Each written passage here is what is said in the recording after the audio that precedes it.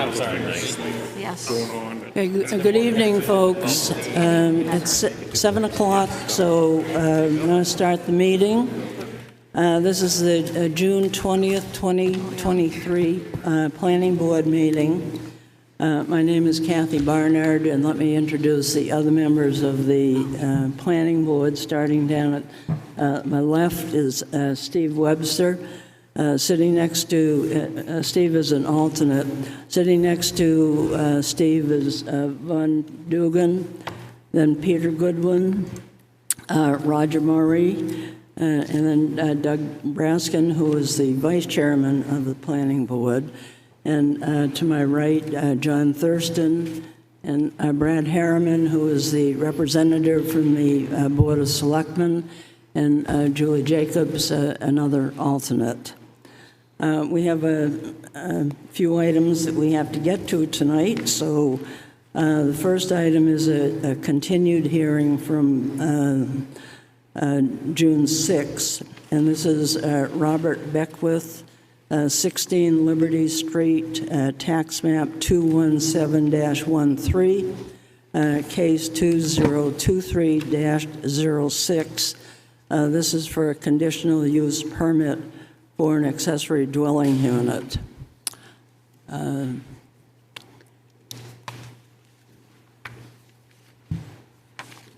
Okay, so we had some open items. You were going to bring a site plan, also the easement from the church saying that you could cross their property. As far as, I think those were the two things, and then the doorway issue that came up. This is for a conditional permit. The exterior alterations is a standard for that. You seem to have met that.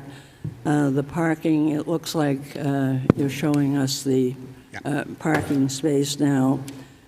So basically, I think probably what we're interested in is the main door going into the main dwelling from the accessory dwelling. Our zoning ordinance says for accessory dwelling units, it shall be connected to the dwelling by an interior door in a common wall. And then the state statutes, 674-72, you need a connecting door to the main dwelling from the accessory unit. So if you could explain to us how you've satisfied those criteria. So the last thing you're looking for is a doorway from the accessory. Okay, can you turn on? How about now? Is that better? Thank you. So we're hung up on a doorway going from the accessory dwelling to my bedroom. Is that what it is? Because Yes. I do have a door going into the building itself, but it's downstairs. Okay. I think it's sort of up to the planning board, but you're talking about a door from the accessory unit into your bedroom. That's one option. Yeah. And, Yeah, and I the could put other, that in there. It would never get used. Yeah. But I could put one in. Right. Okay, and then the other option is that the unit seems to be fixed to the existing building, and so I think it's up to the planning board to determine whether they think this complies. So, did you want to say anything else? What about Is there any information that you're missing? I guess. Okay, and what about the easement issue? I gave you a copy of my deed, and I highlighted the part where the easement is involved. Okay. Okay, planning board members, how would you like to proceed? I guess I'll sort of repeat the question we had at the last session, which is what portion of the new structure is considered the accessory dwelling unit? Specifically, is the what I'll call the ground floor of that structure part of the accessory dwelling unit? Well, yeah, it's all one building. So, I'm not sure exactly what you mean by that. So, for example, only the second floor, perhaps, you might consider the accessory dwelling unit as opposed to the ground floor. Yeah, the ground floor is the garage of it, so. And the garage is part of the accessory dwelling unit? Is I that would right? assume so, yeah. Okay. So I just want to make it clear, so. Yeah, that's great. And Okay, the definition says accessory dwelling unit, which would actually be the apartment, I think. Is that right, Tavis? I've been looking at the upstairs as the ADU, but the garage structure is part of the single-family structure, so it is all one structure, but the ADU is the upstairs of the garage that was added. But is the garage, does that go with your part of the house, or does that go? It's for both. So It I has think, two entrances, two garage door entrances and everything.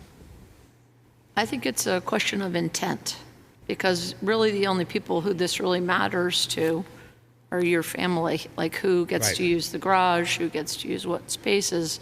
And the intent is that one is subordinate, the ADU is subordinate to the house, and that they are attached by a door.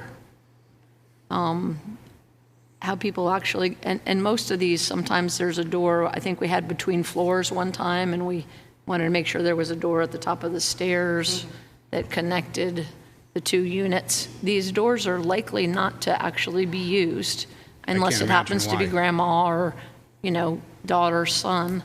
So as long as it looks subordinate, to me, it passes the test. It's attached, it's subordinate, it's of the right size. Do we care if they could go into the bedroom or not? I mean, I'm not sure that meets the intent of adding these ADUs. Okay, thanks, Glenn. Anyone else want to, go ahead, Peter. The idea that this is an ADU that, has an intent to have a door between a bedroom and whatever, may work just fine for you, but we have to make sure that when you aren't around 30 years from now, it still works, according to our regulations. And, it seems like it does, because anybody buying that property would have to realize what the deal was. Right. And I believe that there's an agreement that has to be had between the owner of an ADU and the ADU that it's always owner occupied, one of the units. As long as it's an ADU, one of them has to be owner occupied, yes. And it doesn't matter which unit, Correct. yeah. But that is stuff, that gets handed down in perpetuity. Well, the fun nuance here is that duplexes are also allowed in the zoning district. So without a conditional use permit, a duplex could exist. But this has they're coming in under the ADU, so they're willing to accept the higher level of restriction. Correct. Don't you need additional acreage if you have a duplex? No. Can I just make a note about the garage? I don't think you really intend to have that garage used by the apartment people because there's no access to the garage itself There from is. There's two garage upstairs. doors. There's one in my driveway and there's Yeah. one around back. And then how do you get upstairs to your apartment? Oh, you go outside. and Back out the stairs. front, walk all the way around, and then go back outside? It's not all the way around, it's right in the side. It- It's right there's- on the plan. On the plans, it's like right on, you go right around the corner and it's right there. Okay. And this is primary, I think. Any other questions, comments? Yeah, I have a couple. What's the area of the dwelling and what's the area of the ADU? The dwelling is, I thought it was 1986, and the ADU, I got all the numbers on the site plan, no, on the floor plan.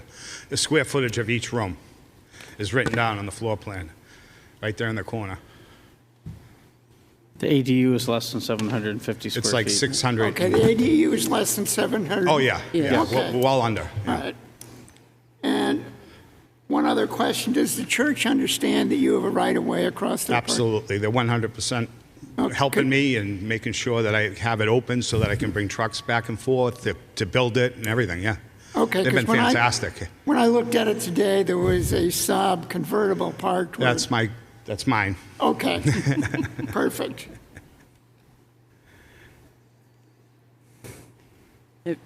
Everyone else all set? So The, the guidelines are for a interior door or connected by a common hallway. So I go in the door into the garage. A common wall. But a common hallway would be the other. Common wall. We approved it. Common door on an interior doorway on a wall. Right, I'm just reading from the Yeah. the Or ordinance. that hallway, because we approved the former application for Tony Fallon with a hallway that Yeah, connected, yeah, okay? Okay, yep.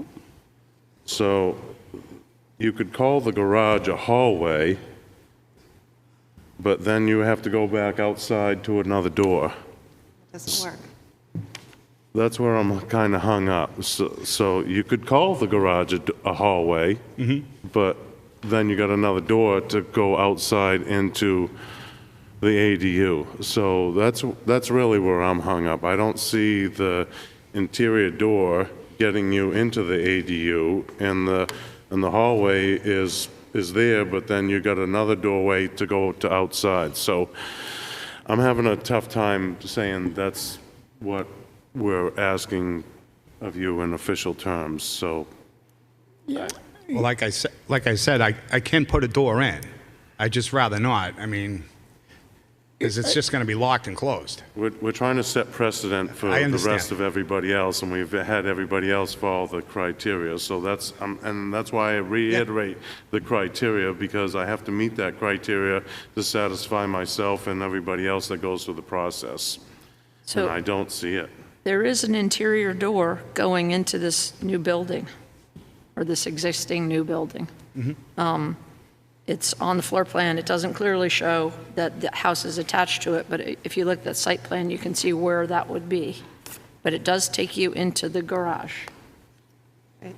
So I don't So see you the... could fix that easily by putting the stairway to the second floor from right there. I'm sorry, I didn't hear you. So you could fix that easily right there by putting a stairway to the second floor. I'm not going to put a staircase in. I can put a door into my bedroom. So, I mean, if you absolutely want me to do that, then I can do that. I prefer not to. Yeah, it's just somehow you've got to stay inside to get from one place to the other. I'm not sure what For that... the way the rules are What does still. that accomplish? Nothing, but everybody voted down everything that was coming later this spring, so this is what we're still stuck with. Yeah. It would accomplish complying with what the ordinance says. I mean, I think that would resolve any question about the interior door. I'm having a little trouble with the garage, and I think I agree with John. Okay, Then so... if you want to put it in and lock So it, I'll put a door in, or I'll make it a duplex. I don't, I mean, it's really semantics, isn't it? I'll put the door in. If you want to give me the conditional use upon putting a door in, then I can do that. So Okay, then, if, I would argue that we were going around about breezeways and connectors, and does it have to be, could it be just a pathway with a covered roof? And we came up with that it had to be connected by an interior door. We did not get super specific about it. In fact, we had troubles when it was a door at the top of a stair with Tony Fallon's house, so. Right. And I think, in fact, if these are rentable ADUs, which is the intent of the state ordinance, to make additional dwelling units, and they have to be partially owner-occupied in our town, not in the state, I don't see how this doesn't fit the requirements. I don't see, if you read by the letter of the law, how this door that's down on the ground floor doesn't say that these two units are not right up against each other and accessible. I mean, we could refine the language. I don't think it's in there. It seems as though, to me, it seems the intent was not to allow detached. Right. And that's why the habitable space connection was required. And the fact that this is one structure, not two structures, takes some of the pressure off where and how the door is. So the question for the board is it absolutely imperative that a door to nowhere be installed? Or, if that's the way the board's reading it, is that what the board meant? I understand trying to comply with what's currently written, but was that the intent of the board? And that's not for tonight, that's a separate discussion. My Okay, recollection of the intent was that the two units were, attached by a wall, not some passageway along tunnel or something like this. They were immediately attached. That was what I believe the intent was, yeah. And one was clearly subordinate to the other. That's my recollection of that discussion. Okay, let me open the public hearing then. Is there any member of the public that wanted to speak to this issue? Go ahead, Suzanne. Suzanne Ryan, resident. I attended those public hearings on this amendment to the zoning ordinance, and I remember talking to the then town planner about it. And I also remember, Vaughn, you were very specific about the door, where the door was going to be, how it was going to be, and what its purpose was.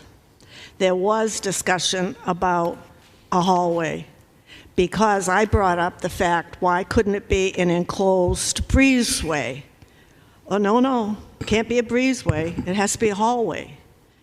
And it has to be a door, either to a wall or to a hallway, to a main residence. Now, if you want to circumvent and water down the ordinance that you wrote, Okay, just speak to the if issue. you, the board, want to circumvent and water it down, the ordinance that you wrote and presented to the voters with hypothetical examples as to how this would work, then of course vote yes. On the other hand, if he can put in a duplex, then why wasn't he told that this wasn't really the best usage of the ordinance and just do a duplex? Obviously, he doesn't want to, because he wants the best of all worlds. He wants the garage, and he wants living quarters for himself and to rent out.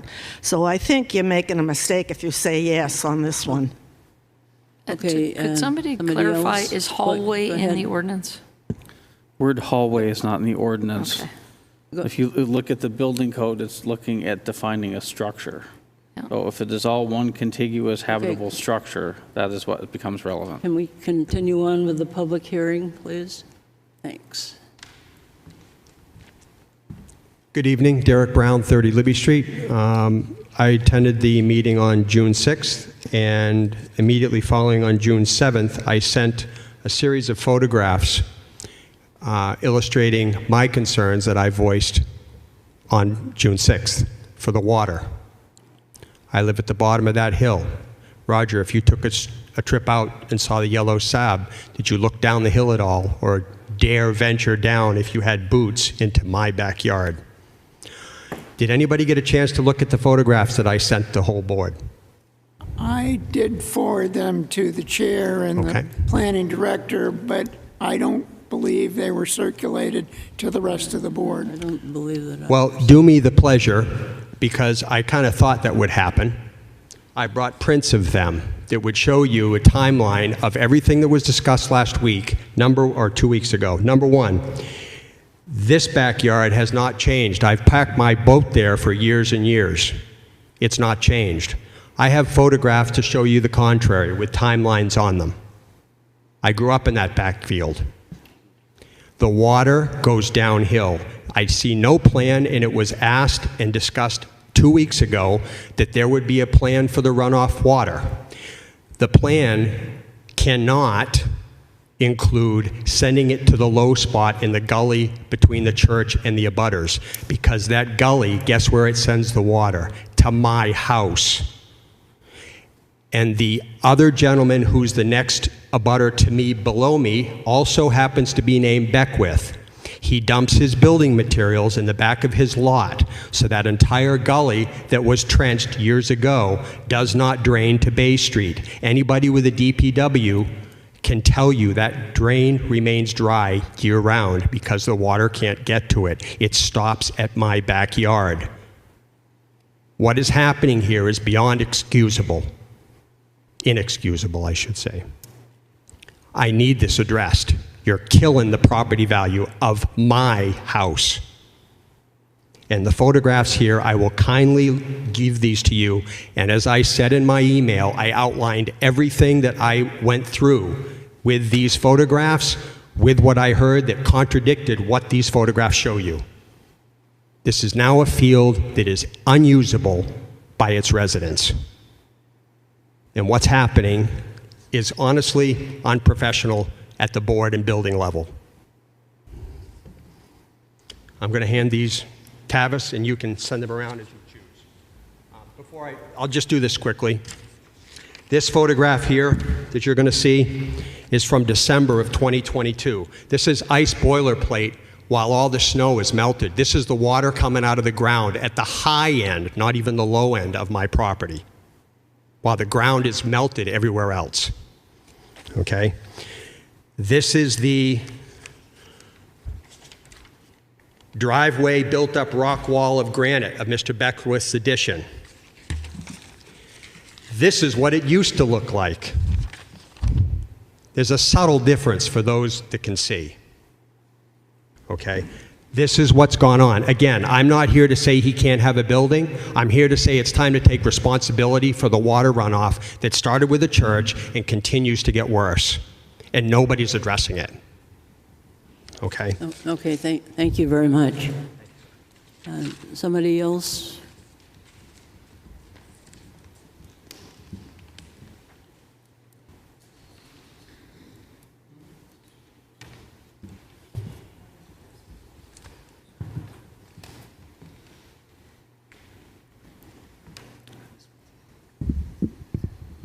Hi, Audrey Klein, North Main Street, representing Roger Kent and a butter. I have a handout that's going around, but just to speak to some of the issues that were just brought up. In the 175-215, it says, before reaching a decision under this article, a majority of the board shall have viewed jointly the subject area. I don't know if there was a site plan, but that might have helped understand the situation that the fellow before me was talking about. So I don't know if there was a site plan visit, but apparently for these ADUs there is supposed to be. That's on the back bottom of the sheet. So the suggestion is that he put a door in between the second floor of the residence and the ADU, which would meet the requirement for interior door and a common wall. So that is a solution that he could take. One thing that I don't see written down is what is the square footage of the house and what percentage is this ADU. I know that Mr. Beckwith said that it was written on the plans, but I can't find it. And just using a very rough estimate from the tax map, it does not appear to be less than 30%. So I would like to see that very clearly called out in the approval, where those numbers came from and that it does meet. If you look at the 6 applications for ADUs since this warrant article passed, one of them was withdrawn. This one is another one, so there are 4 that were approved. Only one of those has documented square footage of meeting the ordinance, and that's the one that was submitted by the architect.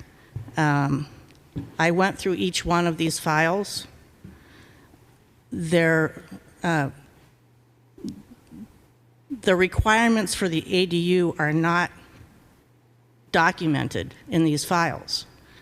And so I think last time I was here, I asked that to make sure that if there's an approval, that all of these items are documented with the approval from the planning board. I know in the past, it's been said that that will be documented in the building file. It's not. So I think that's a real oversight that would be good to make sure that that got done.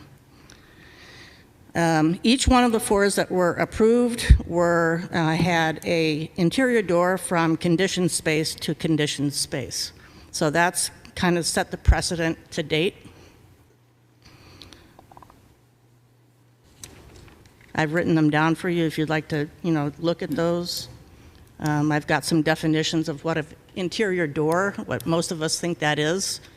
I think if you ask 100 people, people know what an interior door is. It's a door that is inside of a house going from one living space to another, because if it's an exterior door, it's got weather stripping and maybe insulation and everything else. So there's a difference between the two.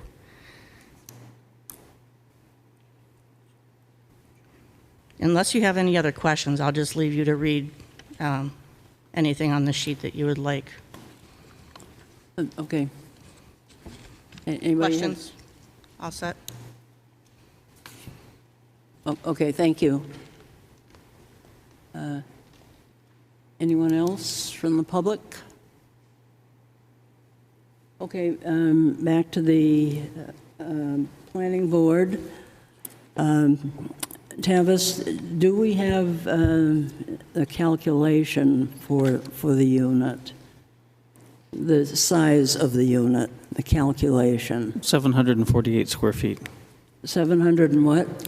748. Okay, what about the drainage issue that was brought up by one of the neighbors? It's up to the planning board whether you'd like to impose the stormwater regulations on this or not. Could you say that again, please? It's up to the board whether the stormwater regulations apply to an ADU or not. It's not subject to site plan review, and it's well short of the square footage. Okay. That's not to say that it's legal to increase the rate or quantity of water leaving a property. But I don't know if the board has received any evidence of that yet. Well, that is a concern. I mean, that the water is supposed to stay on the property and not create issues for other neighbors. I'll leave it to the board to determine whether evidence has been provided to substantiate whether what has happened is increased water or not. Okay. Go ahead, Doug. And I guess the other question I have, Tavis, is there was a permit issued for the overall structure, and what we're looking at now is converting a portion of that structure to an ADU. And I would expect that the stormwater issue is related to the overall structure, not necessarily directly to the ADU. Is that accurate? Correct. And I'm wondering if we're within our purview to... I would be careful. Yeah. Because it's existing. Right. Well, one of the criteria is site suitability, and number 3 under that is absence of environmental constraints. So we're converting an existing structure into an ADU. But this is the parking lot to serve the ADU. It's already there. There's a Saab parked in it. As far as I know, somebody just said they saw Saab. I drove by the other day, and there was 2 vehicles in there. In order to meet the parking for the ADU. Because you cannot meet the parking without coming into the back of the property. That's I where guess the my entrance question would be, was that parking pre-existing, and we're just changing its use rather than creating new area? It could have been created without coming here. I'll answer it that way. Okay. And that's what I was thinking. He can build a garage, so if he builds the garage, he's still doing the same pitch. And unfortunately, the way I look at it is he's getting a permit to build a building. The garage now is turned into an ADU, but it's still really a garage. The grass area on the hillside's a real good absorbing area. I don't know how that water gets redirected to that hillside to slow it down and absorb it a little bit better. I don't know, but that's what the pictures showed on the hillside there below his wall there. Unfortunately, you know, we know that the church did some work also, so we can't pin it all on this gentleman. And over the 1971 original picture to now, you know, there was other people that did other topography movement there. So I don't really see that as I can't I can't get hung up on the drainage, although I know it's wrong for somebody to push it to somebody else's yard. It's just not quantifiable at this point. The gentleman wants to speak. Can I speak briefly on that topic? Come on up. At the risk of a history lesson, I'm going to go ahead and do this. All right, because, John, you're right to the point, which is why I said what I said earlier about responsibility of this board. It started with the church 25 years ago with no plan for water shedding of the increased parking lot they created. Number two, at the bottom of that hill, the Grange Hall was built, was torn down, and rebuilt by Paul Kimball. And they put not only a larger structure there, and I've got no problem with the structure, but anybody with basic understanding of how water moves, if you drop it on a flat surface, you'll see that entire area is now paved high compared to its abutting neighbor uphill. There is no place for the water to go. This is bad building practice after bad building practice after bad building practice. It's time to stop kicking it down the road. I've had my property resurfaced or resurveyed. I'm in the process of trying to figure out how to get regraded, all because of bad building practices that have gone through this board. I'm not saying you personally are responsible, but it's time to stop kicking this down the road. The Wolfeboro Inn 20 years ago, 15 years ago, tried to put a deal together with the church to build a multi-layered parking lot in that back field. It was brought toward this board. The neighbors found out about it. Some of them are sitting here well after the fact the deal was underway. We brought people in to look at the possibilities of water problems, and once it was discovered they would need to put retention ponds in, which would impede the value of the parking, the deal was killed. It was stopped. No more to said about it. What the church did then was let it turn into a forest that's got springs that can no longer evaporate its existing water. Guess where that water's going? The low lot in the area. I'm to here with water and bad building practices. It's time to take ownership as a group and fix this. Okay, thank you very much. Planning board, somebody want to make a motion? No, wait, you got, Yeah, okay. You gotta close it. Yeah, well, we need a motion first, I think. Again, before this is accepted as complete, I would like the planning board to review that's right, the we do. calculations that were done. Just using a very rough calculation off the tax map and being very generous, this, I don't see how it can only be 748 square feet. So it would be good to have in the record how that was figured, where the numbers came from, before approval or as a condition of approval. Thank you. Okay, Tavis, do we have information that shows how you came up with that 748 square feet?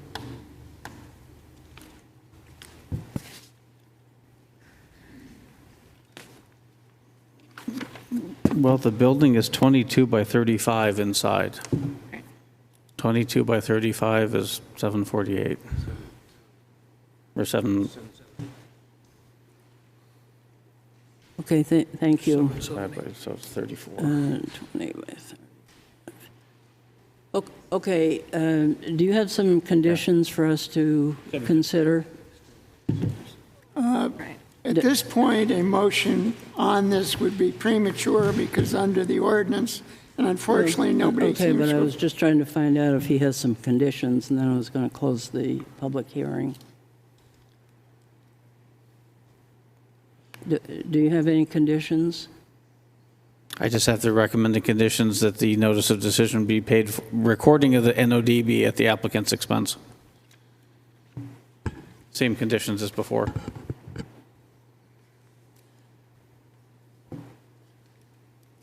Okay, I'll close the public hearing then. Planning board, how do you want to proceed? Well, before reaching a decision under this article, a majority of the board shall have viewed jointly the subject area. And I don't believe we've done that. So reaching a decision would be premature. And I think it's unfortunate it didn't come up to this point, but Okay. Anyone else? Well, I think if the gentleman would put the door in, unfortunately, it's not in the right location for his continuity of the whole structure, but that's where I am. I'm on the door, and if he puts the door in, I'd make a motion conditional of that. Again, I think if we view the property, we may see some elevations. I don't know how we'll address those elevations. I don't know the tool that we have to say somebody has to do something. Do we have that tool, Tavis? You say it's up to the board, but what tool do we have? Yeah. To say something's running in this direction, they need to address it. I suppose if it appeared to the board during a site review that the new driveway area was pitched off the property, you could ask the applicant to demonstrate that it wasn't draining off the property. Okay. But wasn't the building permit given for the garage space already? Yes. So therefore, why is there a difference when there's no change in the impermeable surface? there is a change. So why is there no change in the impermeable surface? Or why is there a change in the impermeable surface if it now changes its use? There's not. There's nothing on site that isn't permissible without coming to this body. Okay, was that a motion, John? I'll make that motion that if the gentleman is willing to put the doorway in, conditional approval upon putting the doorway in. Okay, somebody want to second the motion? Second. Okay, motion has been made and seconded. The motion is out of order because we have no authority whatsoever to waive this provision of the zoning ordinance. This is what the voters put in, and we are obligated by law to abide by it. We can't decide by whim they want to pass something. And this is abundantly clear. I think it's very unfortunate that this wasn't brought to the attention of the applicant or to the attention of the board. It's the same as with the application at the last time when the applicant was not informed of the requirements of the conditional use permit. It's unfortunate this is to the detriment of the applicant, but we have no choice.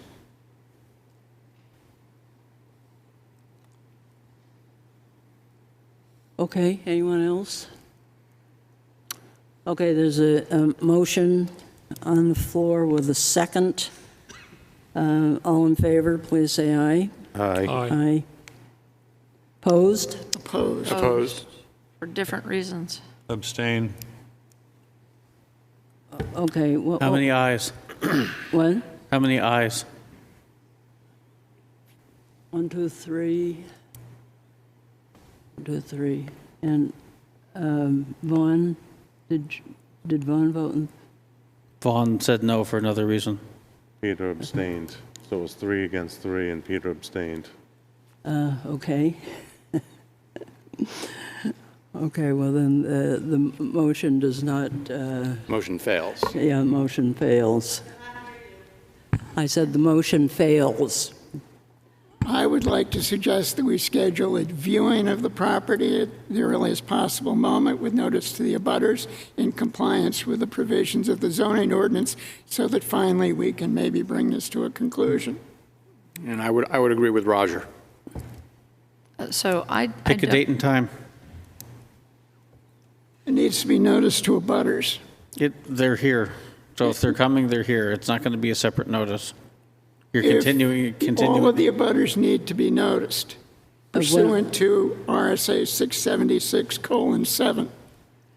Do you want the 10 days complied with also? Yes, I want to comply with the zoning ordinance and I want to comply with the state statutes. That doesn't seem to be asking a whole lot. So I think we're It's not, forgetting but it's that not, it's not, but it's not a public hearing, so I'm asking what you'd like to use. we're also forgetting that this building exists. They already have a permit for this building. It exists. So we're talking about use issues. I'm not sure viewing changes use. So what are you going to view? You're going to go inside? You're going to go inside the garage and look up? Is that what the viewing is? We're going to comply with the zoning ordinance. Okay, Tavis, can you work out a date with Mr. Beckwith and then I would like the board to- send a notice to the abutters and notify the planning board? We can do it for the July 11th meeting at 5 PM if the board would like.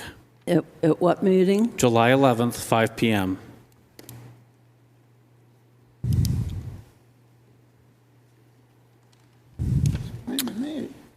Okay. There should be a motion to that effect. And, I mean, you've already closed the public hearing, so this is a little quirky, but Okay, 5 o'clock on July 11th. We'll do a site visit. And any of the abutters are welcome to attend. Okay. Thank you, folks. Okay, the next item on the agenda is the public safety building. This is a governmental use of property, RSA 674-54, No. 251 South Main Street, tax map 231-057. Okay, let's see, Mr. Pinio, are you going to make this presentation?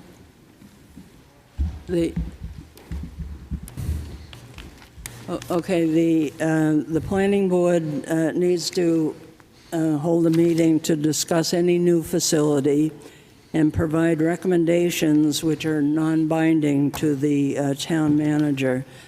Jim, if you could describe the project, talk about the parking requirements, how the stormwater runoff from the project will be dealt with, the outdoor lighting, buffer and landscape, architectural design, phasing of the project, and how the library will be used during the interim, or while this is being constructed. Madam Chair, I'd just like to probably recuse myself from this discussion and stuff here, being my position with the town, so. Okay. you- Okay, and Julie, would you be willing to sit? Sure, I'll sit for him. Okay, all right. Okay, Madam Chair, thank you. Jim Pinio, Town Manager. I'm here with Paul Blanc from Norway Plains. He will be able to answer some of your questions specific to the site plan. We have Mark Bolstrich from CCI, Construction Managers. They'll be able to answer some specific questions regarding the phasing, the impacts of the phasing, and any questions relative to the structure. We also have the fire chief and deputy fire chief here this evening. They will be able to answer any questions specific to their operations, and the police chief will be able to answer any questions specific to police department operations. I believe it was in 2017, Mr. Thurston, Mr. Hodder came to my office when I was fire chief to discuss the master plan, and in that conversation we discussed the future of the public safety building. Through that conversation, we talked about various options that I, as the fire chief at the time, would have liked to have explored. We went through every iteration that we possibly could as to where to locate this building. It started out on the existing site. We went around, we evaluated town-owned properties, we evaluated prime parcels for such a structure for either a standalone police station, a standalone fire station, or a standalone all-new public safety facility. As that came around, we put an RFQ out for doing a pencil sharpening check on our architects at the time. We received 4 proposals from architects to review what we have for a building on the South Main Street location based on input from the citizenry. As a result of that RFQ, we actually changed architects. The changing of the architects was a benefit for the town. I would sit here and say with a great deal of confidence, the new architectural firm listened very well to the staff, and they went through our previous iterations of the building, and what you see in front of you is what we're proposing to build. We're anticipating around the September timeframe.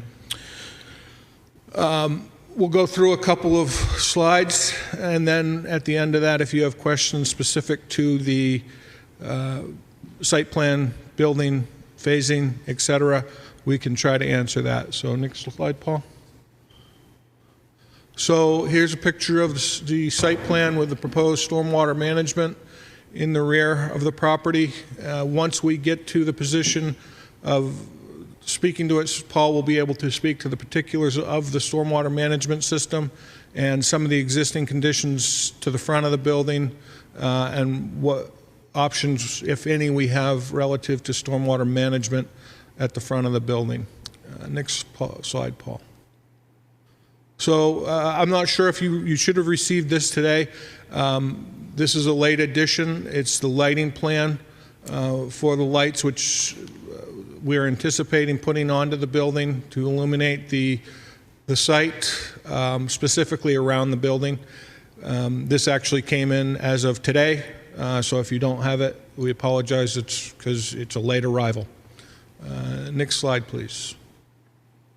Here's a quick layout of the building to give you some perspective. This is looking at the existing public safety building from the corner of the library and South Main Street. The building to the right, that'll actually be phase 3. That's the existing administrative wing of the building, which is about 6,000 square feet. That will be renovated in phase 3. Where the existing apparatus bay is, which runs to the rear of the property, that'll be phase 2, which we'll get into shortly. And then phase 1 is the new apparatus bay, which will face Main Street.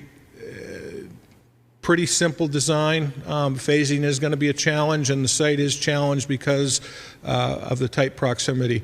We are currently working with the library about the phasing project in conjunction with their landscaping plan and the installation of their generator and some assets in this public safety building as well. In addition to that, we're also working with the town's energy committee to look at if there's any additional efficiencies that can be seen based on a third-party review of the facility. Actually received correspondence from the energy committee today, which was forwarded off to the architect and the construction manager. Next slide, Paul. So this breaks it into the phasing, okay? If you look at phase 1, this is the first floor of phase 1.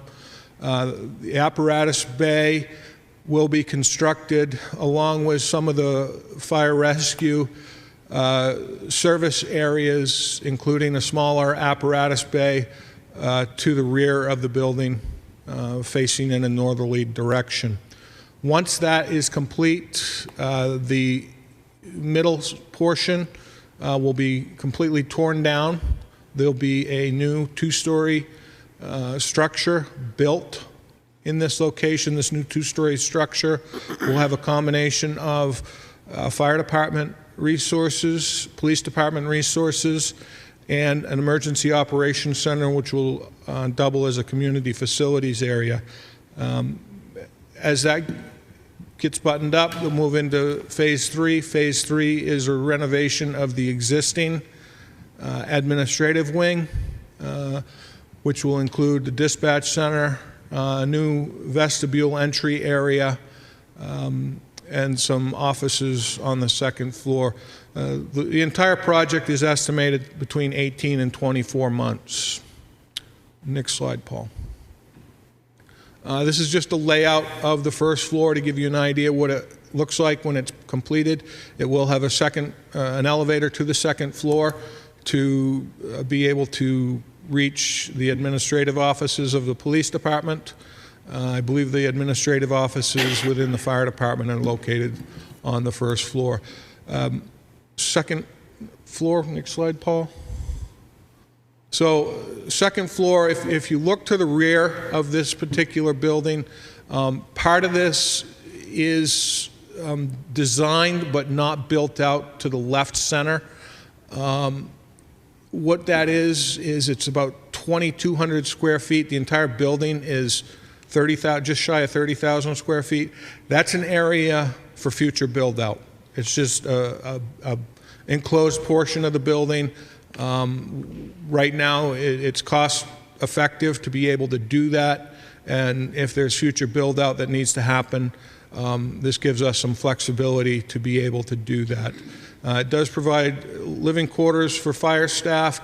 Commercial kitchen will be included, and as well toward the front of the building, you will notice there is mostly police administration and other police offices toward the front of the building in the existing second floor of the administrative wing. Next slide, Paul. Here's just a look at the building, looking from the north to the south. On the top picture shows a layout of smaller apparatus bays for the fire rescue department.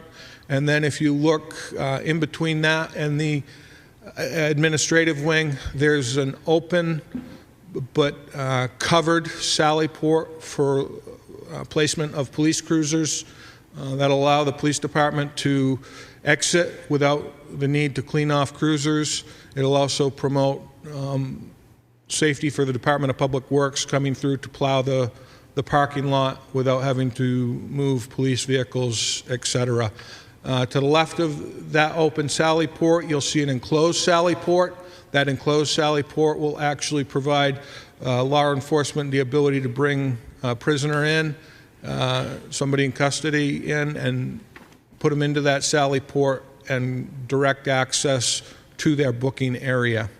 The bottom picture is looking at it from the library. We've tried to create some similarities as much as we could with some of the windows relative to the library. This side of the building will be brick, I do believe, so it'll look the part similar to the library, and on the other side it'll be a CMU block, so it won't have that finished brick look. There is a hose tower which is incorporated into the building. The hose tower is less than 35 feet in height, so that should accommodate some of the needs of the fire department for storage of hose, etc. Next slide, Paul. This is looking at it from the back of the building.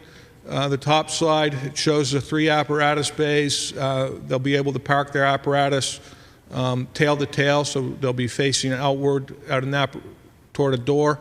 I believe the apparatus bay itself is 90 feet deep total, which should provide adequate length for future growth.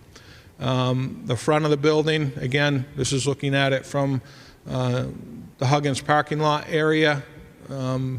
We've tried to design this so that it looks elegant, simple, and not extravagant. Next slide.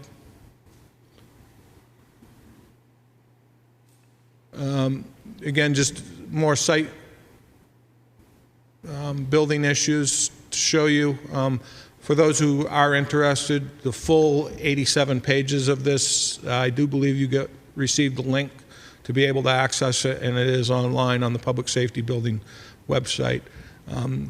We just put some pictures in that we thought might help you in gaining a visual of what the building may look like. The big one here is so you can see the stair towers under picture E4, top to the right. You'll see what those stair towers will actually look like. As well, under, I believe it's A6, you can see the section that is built out for future expansion if needed. Again, this is an area that, depending on budget, as we get closer, that could get cut, but we're really hoping that is an item that stays, because it's makes good financial sense to do that at this point. Next slide. Again, just some more pictures. I think this lays it out for you. It is designed so that the stair tower adjacent to the apparatus bay with the flat roof will be able to accept communications antennas for the dispatch center, and the building is also equipped to be able to accommodate solar in the future as we are able to hopefully secure funding for that to help with energy efficiencies in operations of the building. Next slide. And this brings us back to our site plan. Again, it's about a 30,000 square foot building compared to what we have now, which is about a 6,000 square foot building. It's going to be a challenging project. As you can see, there's not a lot of room to be able to operate a working fire and police station while constructing these buildings. So we can try to answer any questions you may have. Again, the question specific to the site plan, Paul is here. He's the expert who will be able to answer it. Operationally, the chiefs are here. And as far as the building is concerned, Mark Bolstrich is here. Thank you. I do have one question on the site plan. Thank you, Jim. One question on the site plan. In the bottom left-hand corner, it says propane tanks. Where do those go to? Propane tanks. Good question. So, propane tanks, bottom left-hand corner. So the bottom left-hand corner depicts 4 1,000-gallon propane tanks. If you recall, the library has purchased a generator, which we're hopeful will be delivered in the early fall. One of those propane tanks will operate the generator for the library. The other 3 propane tanks will operate the public safety building, mostly heating. It will not operate the generator. The generator for this particular building will be diesel based on the sizing of the generator. Jim, if I recall correctly, the northwest corner of the future expansion was the top of that construction is going to be constructed in such a way that you could build additional on top of that at some future date. Should we need expansion? Is that right? Mark can answer that question better than I can, but I believe the answer is yes.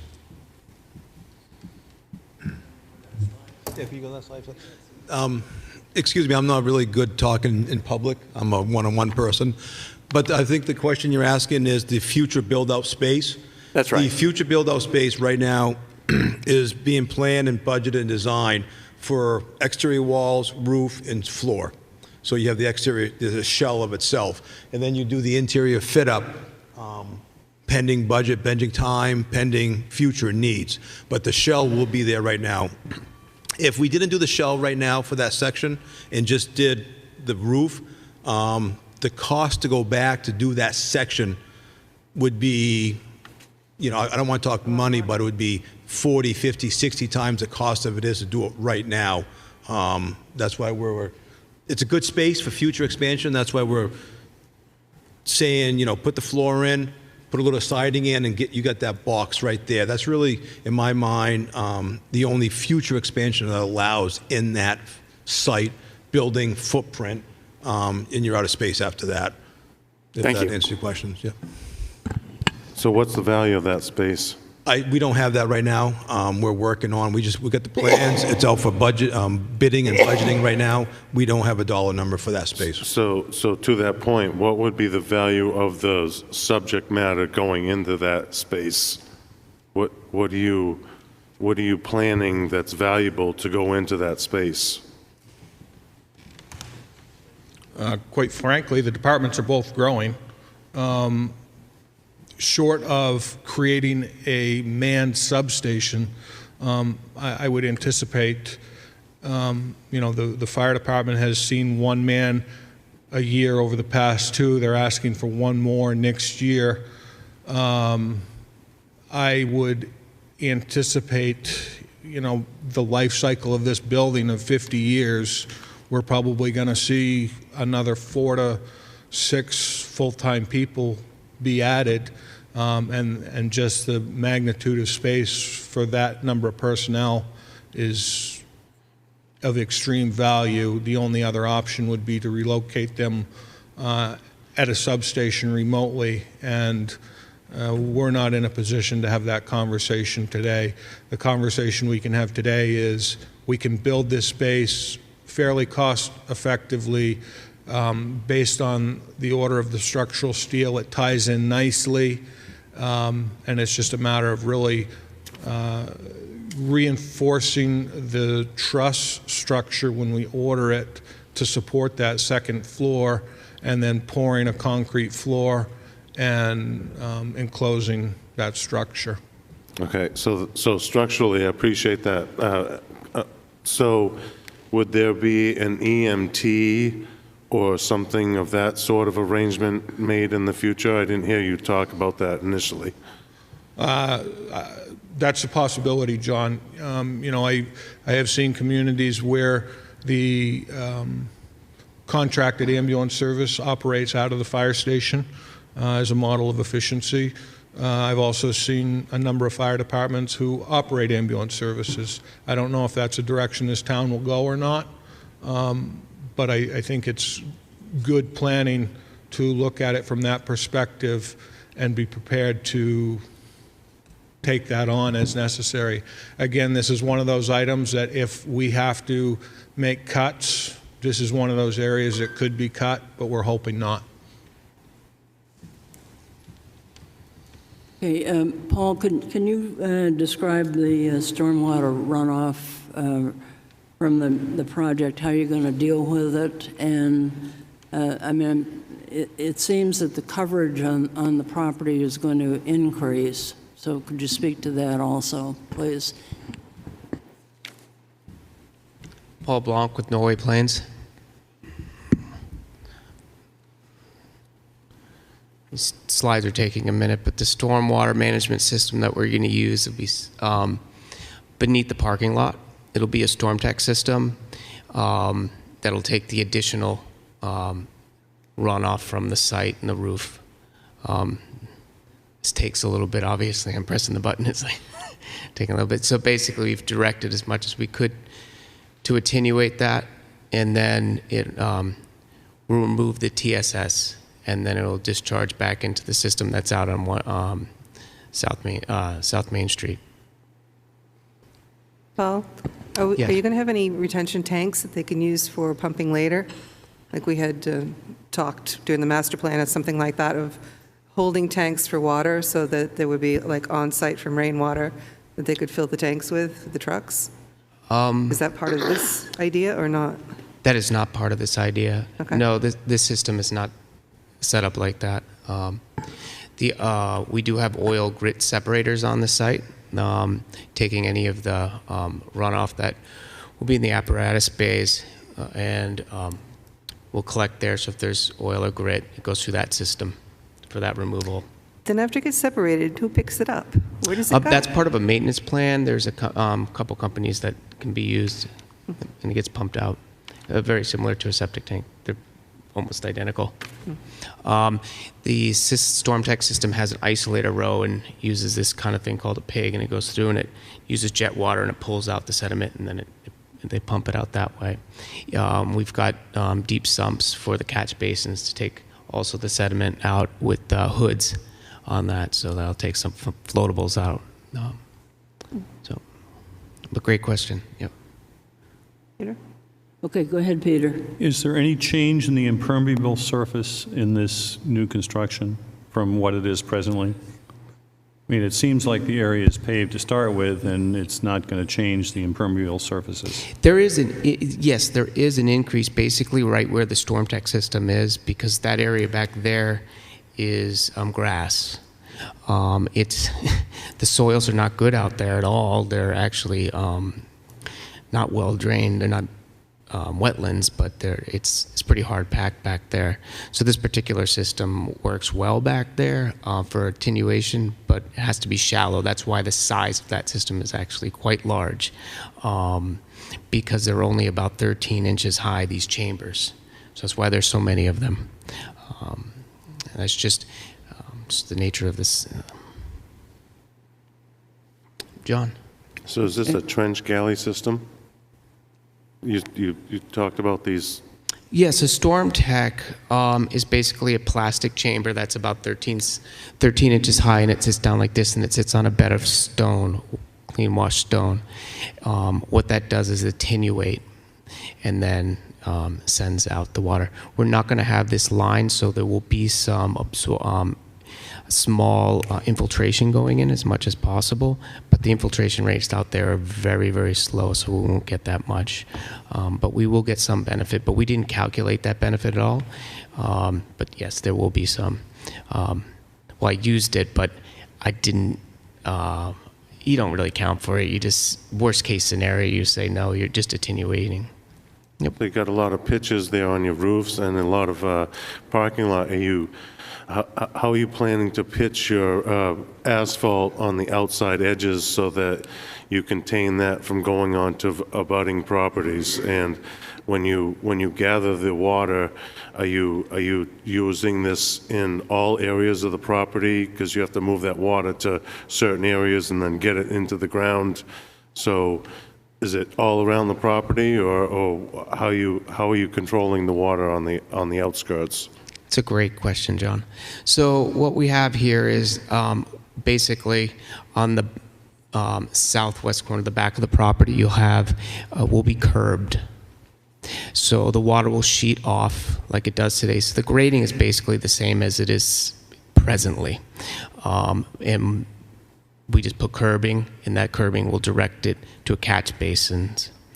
The roof will be we use roof drains, which then will direct it to the stormwater chamber. There's a series of those and cleanouts and such. And then the remainder of the system in the front of it will just be the same as it is today. It kind of worked out really well that way. We could just tie it in the back and just move forward. It was the most economical way to do it, and that's kind of the goal in this, is keep the costs down. So could I make one recommendation for construction that I know they did late in the game was when they started cutting materials to cover the storm drains with a filter so that any runoff doesn't collect plastic or concrete materials and wash it down the drain, because I know that's right there in the low area. Is that still going to stay there, that one drain? So what John is saying is there's these things called silt sacks that sit in a catch basin. That's part of the erosion control plan that, yes, will be implemented during construction, as in all the projects that we do it. It's just like a standard. It's a great way to prevent pollution from leaving the site. Okay, thanks. But thank you for bringing that up, John. That's excellent. Okay, any other comments or questions? So I wonder about the egress from the bunk rooms. It looks like there's only one door out. Okay, Bon, we'll pass it on Sorry. to somebody else. Yeah.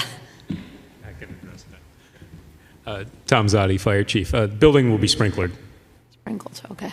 We did spend some time with the architect reviewing travel distances and so forth, and it works with the sprinkler system. I have one architectural question. Yeah, I would just add on to that where the chief is the authority having jurisdiction, we're working with the fire marshal's office to have them review the plans so that he's not conflicted on this. Go ahead. So to the architectural part, so we have the town hall, it's brick, it has the green trim around the building. We built the library, it has the white plastic wood. I wish that we could create a theme in our town where we could have our buildings all look the similar way so that we knew they were government buildings like the town hall. So could we Is there any chance we can carry that theme of the green trim with the brick that the town hall has? At this point, I think that's an excellent question to address. I think some of the specifics on that, the building right now has white trim. So the question becomes, we can model it to see what it looks like with green and come back with some options. And I think the tricky part is going to be the apparatus bay doors. Are those green? Are those white? We've heard some input from the citizenry about not having extravagant doors, but we also want to have functioning, nice-looking, pleasing building. So I think that's a matter that we can take under consideration. We're not at that point yet of color decisions, but we can take that under consideration. Jim, have you given any thought to the landscaping around the building? The only thing I can say at this point to the landscaping around the building is we're going to do our darndest to save the trees which are in front of the existing administrative building.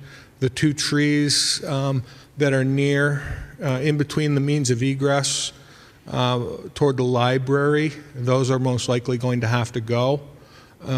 Because if you look at this, we're doing away with the third access point to the facility. We're only going to have the two. So short of trying to save those three trees at this point, no. Okay, is there still a connection between the library and the police station? Will that continue? There is one. Right now, you can see it on the plan. On this plan on the building. We're going to have to relocate that toward the back by the propane tanks so that fire apparatus has a third, and police apparatus, for that matter, have a way out. Okay, thank you. Any other questions from planning board members? Go ahead, Roger. How is the parking calculated? When I looked at the existing plan, it seemed like there were more parking spaces.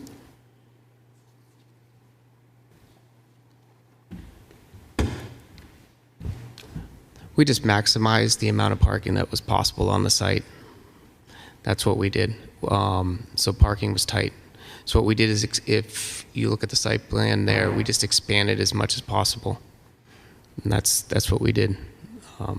So in terms of calculations, it really was more about what we could fit and maximizing that number. Do you think what you show will be sufficient? I sure hope so. That's the best we can do. I mean, it's really tough.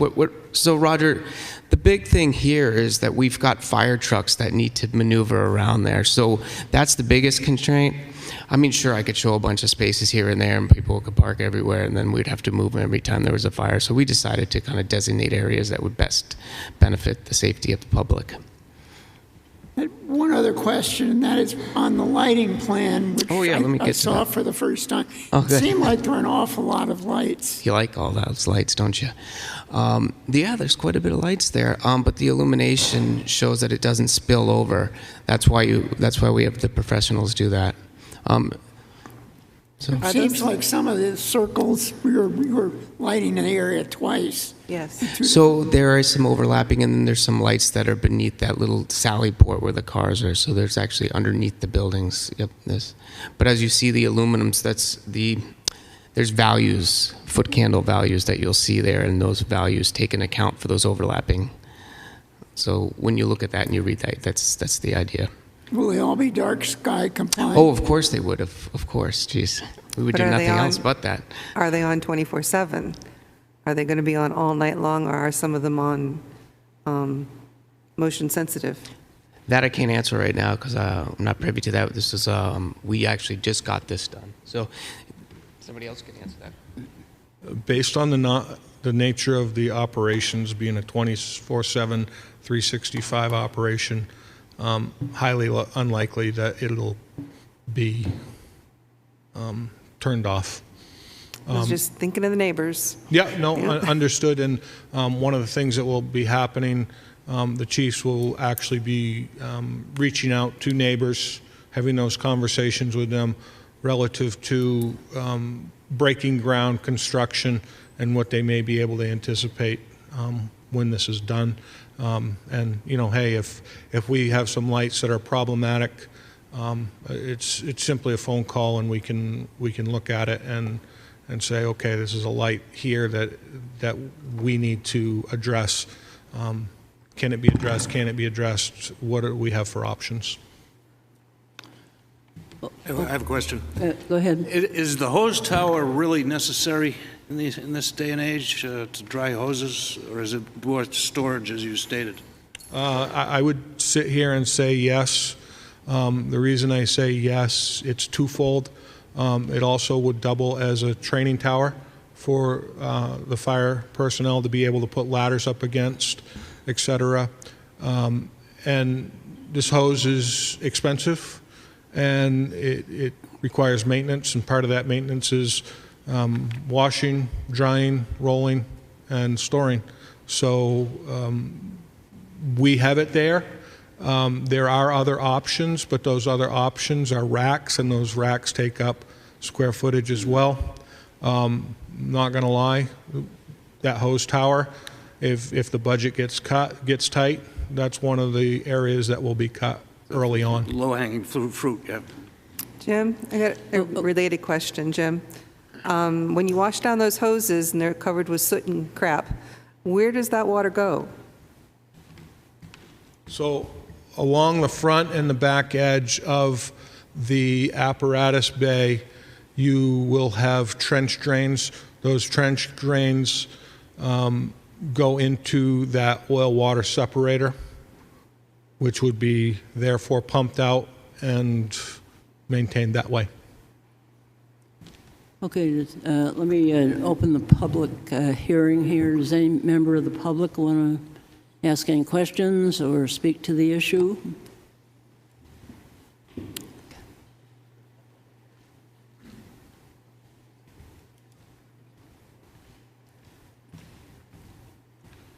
Rich Massey for the Wolfeboro Waters Committee. Just one quick question about the stormwater management, and that is, what are the efficiencies? My understanding was that stormwater will be treated in those storm tech devices at the back, and eventually will leave the property and enter the drains on Main Street.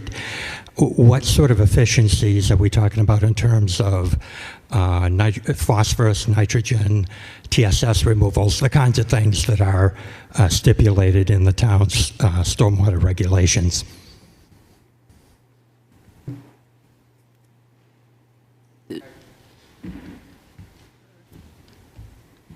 TSS will be removed, and that's really all that's going to be removed. The small amount of infiltration will take care of nitrogen and phosphorus, but again, we didn't account for that because of the type of soils. So this is just TSS removal. Okay, thank you. But can you come up, please? Got to be on the mic. Excuse me, I think the gentleman was asking whether or not the excess from that storm treatment goes into the town system. I believe you was asking if the excess of the excess water from that storm treatment system will go into the town sewer? Does the excess of that storm treatment go into the town water? So it discharges into the existing system on South Main Street. Okay, and go ahead.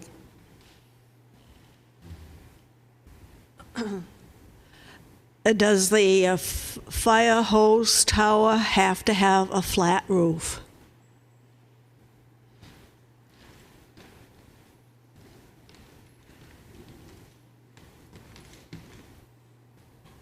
The original rendition of this did not. However, Mark may be able to speak better to this than I. Due to the type of soils that this building is being built on, it severely limits our ability to build anything greater than a certain height. I believe that cupola, for a better term, was taken off because of the height would exceed what the ground soils created for limitations for us, which would have required significant upfitting of steel and lateral connection points. Is that somewhat accurate? That is accurate. Go ahead. So to put a simulated cupola on the top would be so heavy and weighted that you have to do something to the foundation? It seems as though it would be an empty space made out of some lightweight prefab kind of material. It would get, right now, the way it looks like one of those towers you see in a prison where the guard stands with a gun. So it would be much more attractive with a cupola, even if it required a variance for height. Okay. Well, Sorry, I can answer that question. The height restriction is because it's a public safety building, and the classification that building puts us into, if you exceed the height we are right now, the entire complex has to be increased in structural requirements. It's just the New Hampshire building codes of today. It's not just that one piece, it's the entire structure itself would have to be increased immensely. You know, hundreds of thousands of dollars of extra costs. Probably not. It's a IBC code, state of New Hampshire. It's a building codes. We would not. I do not see us getting a waiver from the state of New Hampshire or the IBC codes that's dictating the height we have to do and the restrictions we are forced to hold in that one. I think they're stretching the limits right now with that. They have a crown molding going around there. It's a little detailed on that. You probably can't see it very good in this picture, but it's a big decorative crown molding going around that, just trying to give it a little more jazz, but we are stuck on that height. Okay, thank you. Just for the board, recall the height limit is 30 feet unless it has a 512 or greater pitch, and then it's 35 feet. Okay, go back to the planning board members. We need to provide recommendations to the town manager. Does anybody have any suggestions for recommendations? Non-binding.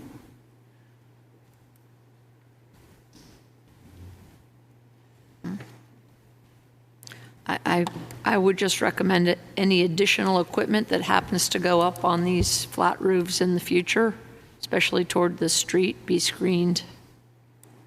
You know, I don't see anything, but it doesn't mean there won't be something. So the only place where you'll see anything as mentioned is those antennas, which will actually, I think, be reducing the number of antennas compared to what we have on the building today. I believe there'll be 3 that will be installed on that stair tower in between the apparatus bay and the Phase 2 building. Short of that, the hopes are the only thing that goes on the roof in the future would be solar.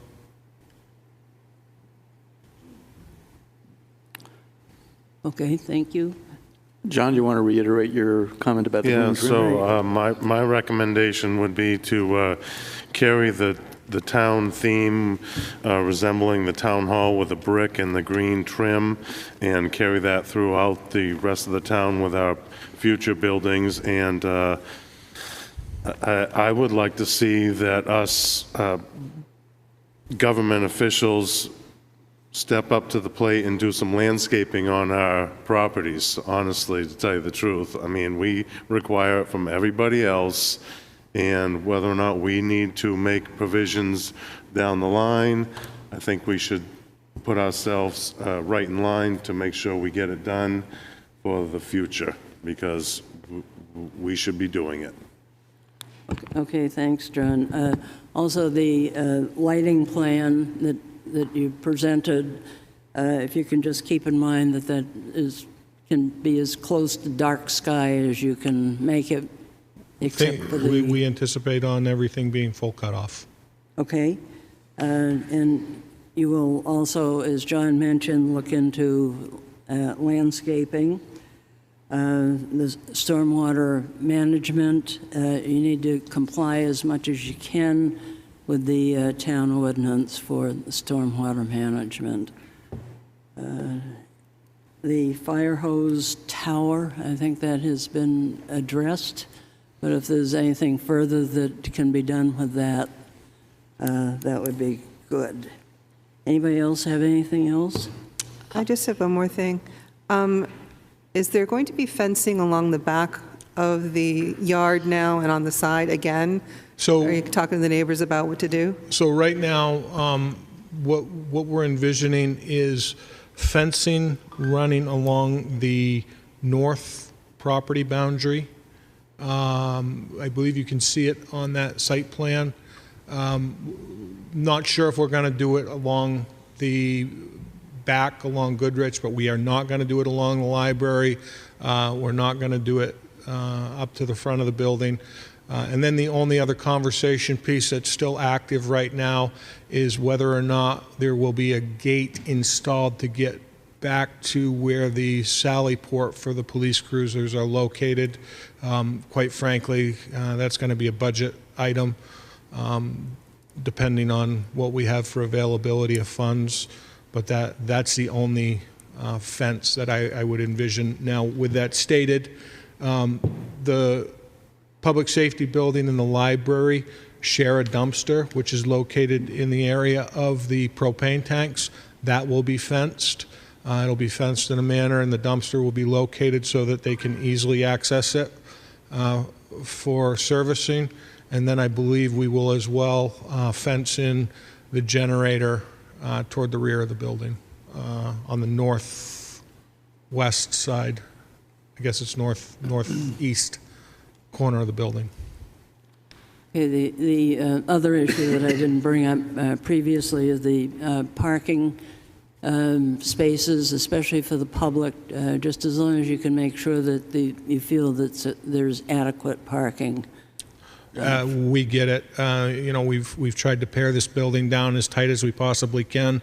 The partial is only so big, and we heard loud and clear from the citizens they want it here. We understand we're challenged for parking, but we will make as efficient use of it as we possibly can. Okay, thank you. I think in the spirit of shared parking, there's quite a large library parking lot right next door. We are actively having conversations with the library about joining forces on a couple of initiatives with this project, one of them being the generator, their landscaping project, and parking and mobilization for this project. So that those conversations are actively taking place right now. Okay, Tavis, did you get the recommendations? Anybody else have anything? Okay, well, thank you very much. Thank you. And just one quick question for John. John, does this mean I can put a slate roof on the building? Slate roof. To match this? Thank you very much. Yeah. Okay, thanks. Okay, on to the next. EAC LLC in Sawyer LLC, 50 and 60 South Main Street, tax map in lot 21758 and 59. This is for Hunter's design review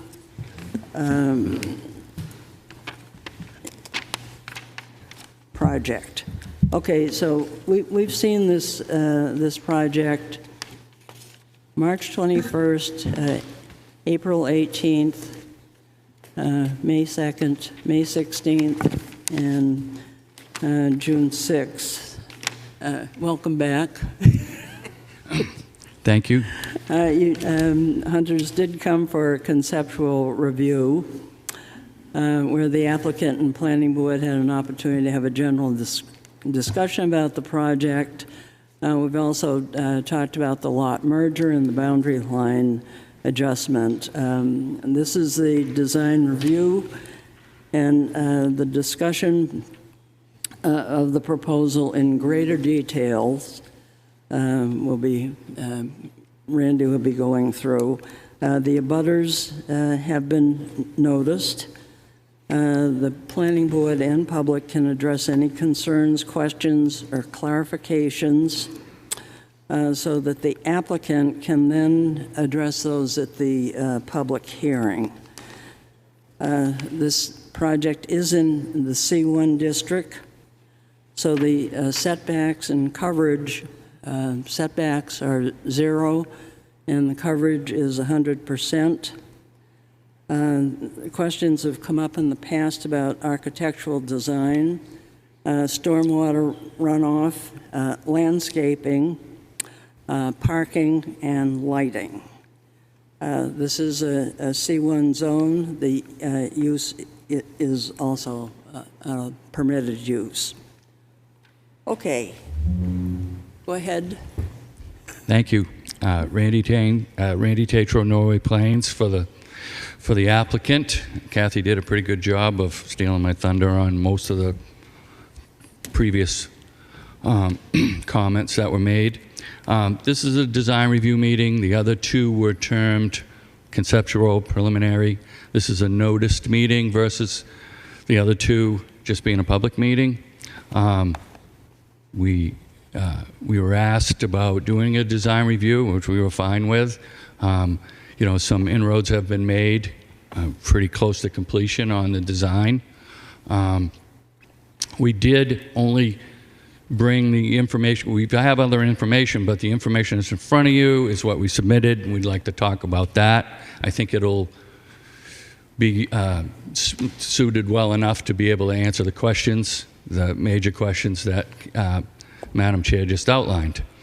So everybody's been involved in it, and they know the situation. It's two properties, EAC LLC and Sawyer LLC. The owners and the managers of Hunters are present this evening for any questions with regards to that. And the proposal basically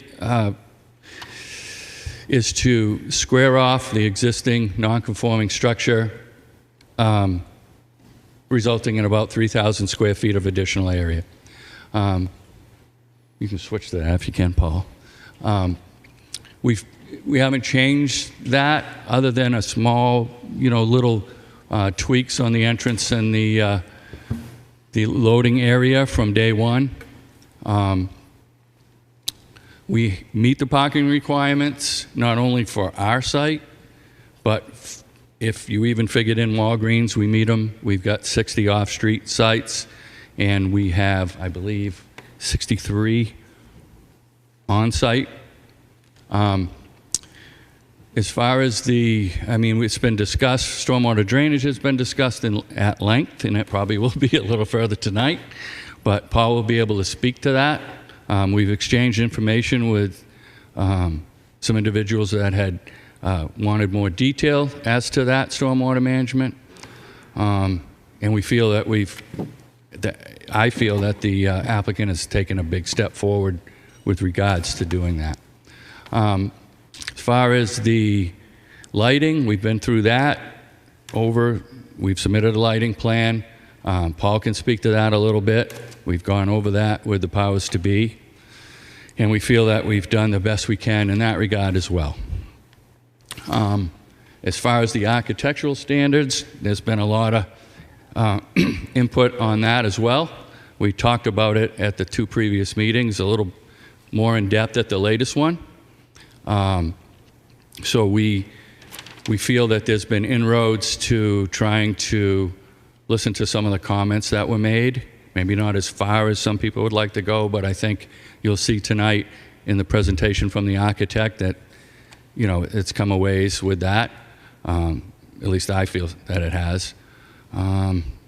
As far as the general project, as project manager, I have a timeline that I could read to the board if necessary. I think I'm going to forego it unless it becomes an issue or in any of the questions. But it's a timeline from when it was taken by fire all the way to tonight.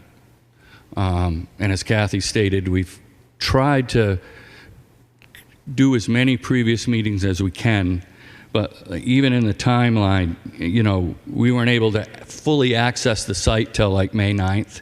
So I feel pretty good that we've got to this stage to be able to submit a formal application and develop plans that are suited for a formal application at this juncture.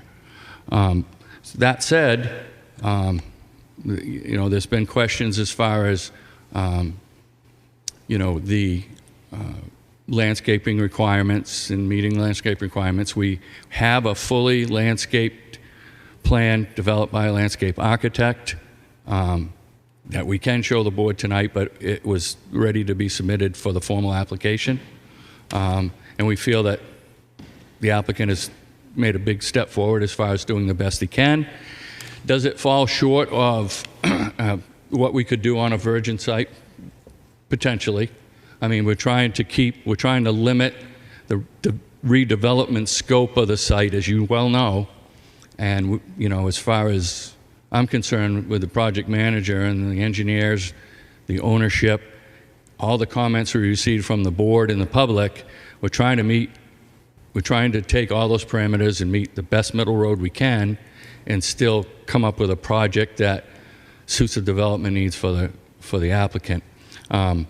So without being any more wordy, I'll yield to the board to decide which avenue they want to take. If they would like to talk to Paul first about any of the issues, if they'd like to talk to Zach, the architect, the owners, I'll throw it back to you, Kathy.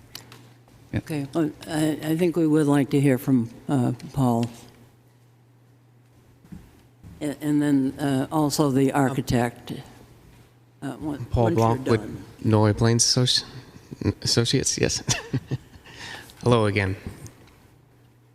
Well, let's start with the stormwater, just because that is something that needs to be addressed. I believe we've done an excellent job doing this. We spoke with you before regarding the treatment of this, and what we've done is we've gone down that avenue. We've fully designed the vortex system and the two filter systems, so they will remove the total suspended solids, the phosphorus and the nitrogen. We did upsize the unit, the vortex system. It's the last unit that you'll see up on the screen on the bottom left-hand corner. That's the end result. That's where everything will flow through. That's sized for a 50-year storm event, which is a type 2, which is in this area, which is huge, which is great. So that's going to remove all that suspended solids that come off the site there. The stormwater that's in the back with that additional parking area, we were here before and we discussed about grading that parking area in the back towards the site. John posed that question, so we went ahead and looked at that, and it was possible to tip and slope the site towards the back of the proposed building. What that would do is that would mean that we needed to add a retaining wall, but then that water would sheet down, go into a stone drip edge, which then would be carried around into the system through a series of pipes and catch basins, and then treated out. And so we did accomplish that as you requested, which is great. Actually, it makes me very happy that we could do that. And so basically we just listened to the person that asked the question before that was up here. Sorry, I forgot your name. Rich, and then we addressed his concerns, and so we went ahead and sized and met those requirements. I shared with Rich via email some information that he requested. So there's the stormwater kind of addressed. We're going to move over to, let's go to, oops. So we had hired a landscape architect. I'll go back to the site plan, that's where I went to. And they did complete a full landscape plan, which you do not have in your packet now. It was underway during this submittal and has been accomplished. So there'll be additional trees, shrubberies, in certain locations. Up by the back where the parking lot is, I show trees there. She removed those trees. She wanted to keep that lawn because of the transformer that's actually going to be up in that spot. We had to move the transformer further away from the building. So she added small shrubs and some trees. Up by School Street, that little island that depicts several of the trees, that's my best bet at landscape architect. But the landscape architect actually chose a tree, one large tree that would be a canopy. So that kind of, with the formal application, we'll have that part of that package. I'd like to go quickly to erosion and sediment. John brought this up before. We're going to be using the silt sacks to prevent any pollution from entering this downstream system. And so that will address that. And so for lighting, we did get a lighting plan done. I'm not sure if we submitted that as part of this package because we didn't have that at the time, but we finished it up. We presented that to you guys prior. I think you saw that. And so he just tightened it up a little bit. And so you have that, and you'll have that in the formal. Any questions at this point? Yeah, you'd mentioned moving the transformer a bit further from the building. Yeah, so right now you see the transformer pad located, I don't know if it's got a pointer or anything, but if you look in the back of the building, we just moved the transformer pad in between the two proposed sidewalks, just further away. All right, and I believe one of the requirements in our regulations calls for screening of the outside equipment, whether it's lattice work or shrubbery or something to conceal those things from view. We could definitely do that. We could do that. That's a great comment. We'll add that to that. That's perfect. Yeah, we could. She just didn't want to. I thought we could put some trees. She said no. So yeah, that's possible. We'll be screening the dumpster, so we'll do the same with the others. Okay, can the architect could come forward then?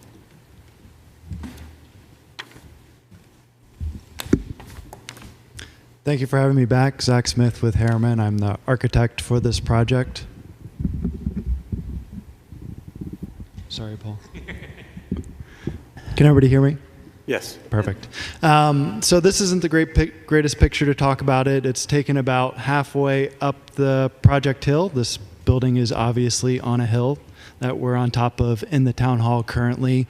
You don't perceive the hill quite as much, but that is an accurate picture. It's just farther up the hill. You can see a lot of stuff changed, a lot of stuff didn't change. The biggest change is probably noticeable is the gables and the colors. I'll focus on changes mostly here, and then go from there. Give me the next page.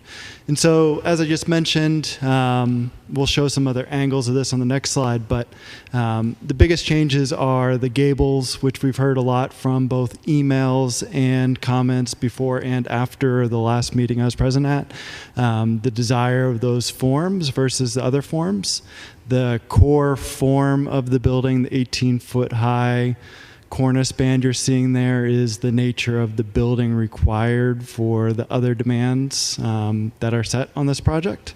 Mostly efficiency reasons, whether it's sustainability, construction timelines, cost, and operations of a stop and shop store. So we added the gables, we changed the colors. The colors are now a slightly darker gray, which doesn't really read in this rendering off this projector. On top, that white cornice band that we had originally, in the lower field color, which is now white. Both those colors do carry fully around the building. And at the front entry, we now have about a 27-foot high gable with a shed roof off the front. That shed roof will have a gutter system which will connect to the underground gutters and those types of things. We're starting to show some additional accessories such as the lights, which we think are more fitting with some of the architectural standards that you have, and just tried to make everything better and more in line with the comments that we heard. Can you give me the next slide? And then you can start to see some of the other views of the building. So the middle view on your page is from more of the southern exposure along South Main Street. We are showing some of the things we're hoping the facade will allow for with the widened sidewalk in the front. Plantings and plant sales were brought up in the last section, or the last session. And so we're starting to show that and how the attenuation of that front gable, which actually recesses in and out, can start to build in for some of those things and start to liven up that front, whether it's pumpkins in October or spring flowers in the spring and produce when they want to sell produce. The awnings around the structure have gotten slightly bigger. I think we added a couple more from the last one. Those will be that dark green. The original building was obviously the white and green stripes. Well, that green will be a little bit darker, more like a hunter green color. That would match the signs rendering that color on that signs rendering a little bit better. And then the last page is showing just the other side elevation. So we do have a gable on the side, which we do think, if desired, we can house more plant stands or some kind of merchandise out there, whether there's a bigger sale where stuff was actually brought into the parking lot, there would be a stall for that. We could look at doing other things in that area within that recess. We talked about murals and things like that the last session. That would be an interesting place to do that. And then on the far end over the receiving dock, which is probably best seen in the second view down from the top, we did add a shed style roof back there to protect the vehicle door. Unfortunately, it has to be pretty high to accommodate 18-wheeler underneath it. And we don't have a recessed dock, and so everything comes up that much higher. And so it sits higher than I'd like it ideally, but we do think it changes that line in an interesting way and helps break down the facade as we move around the building.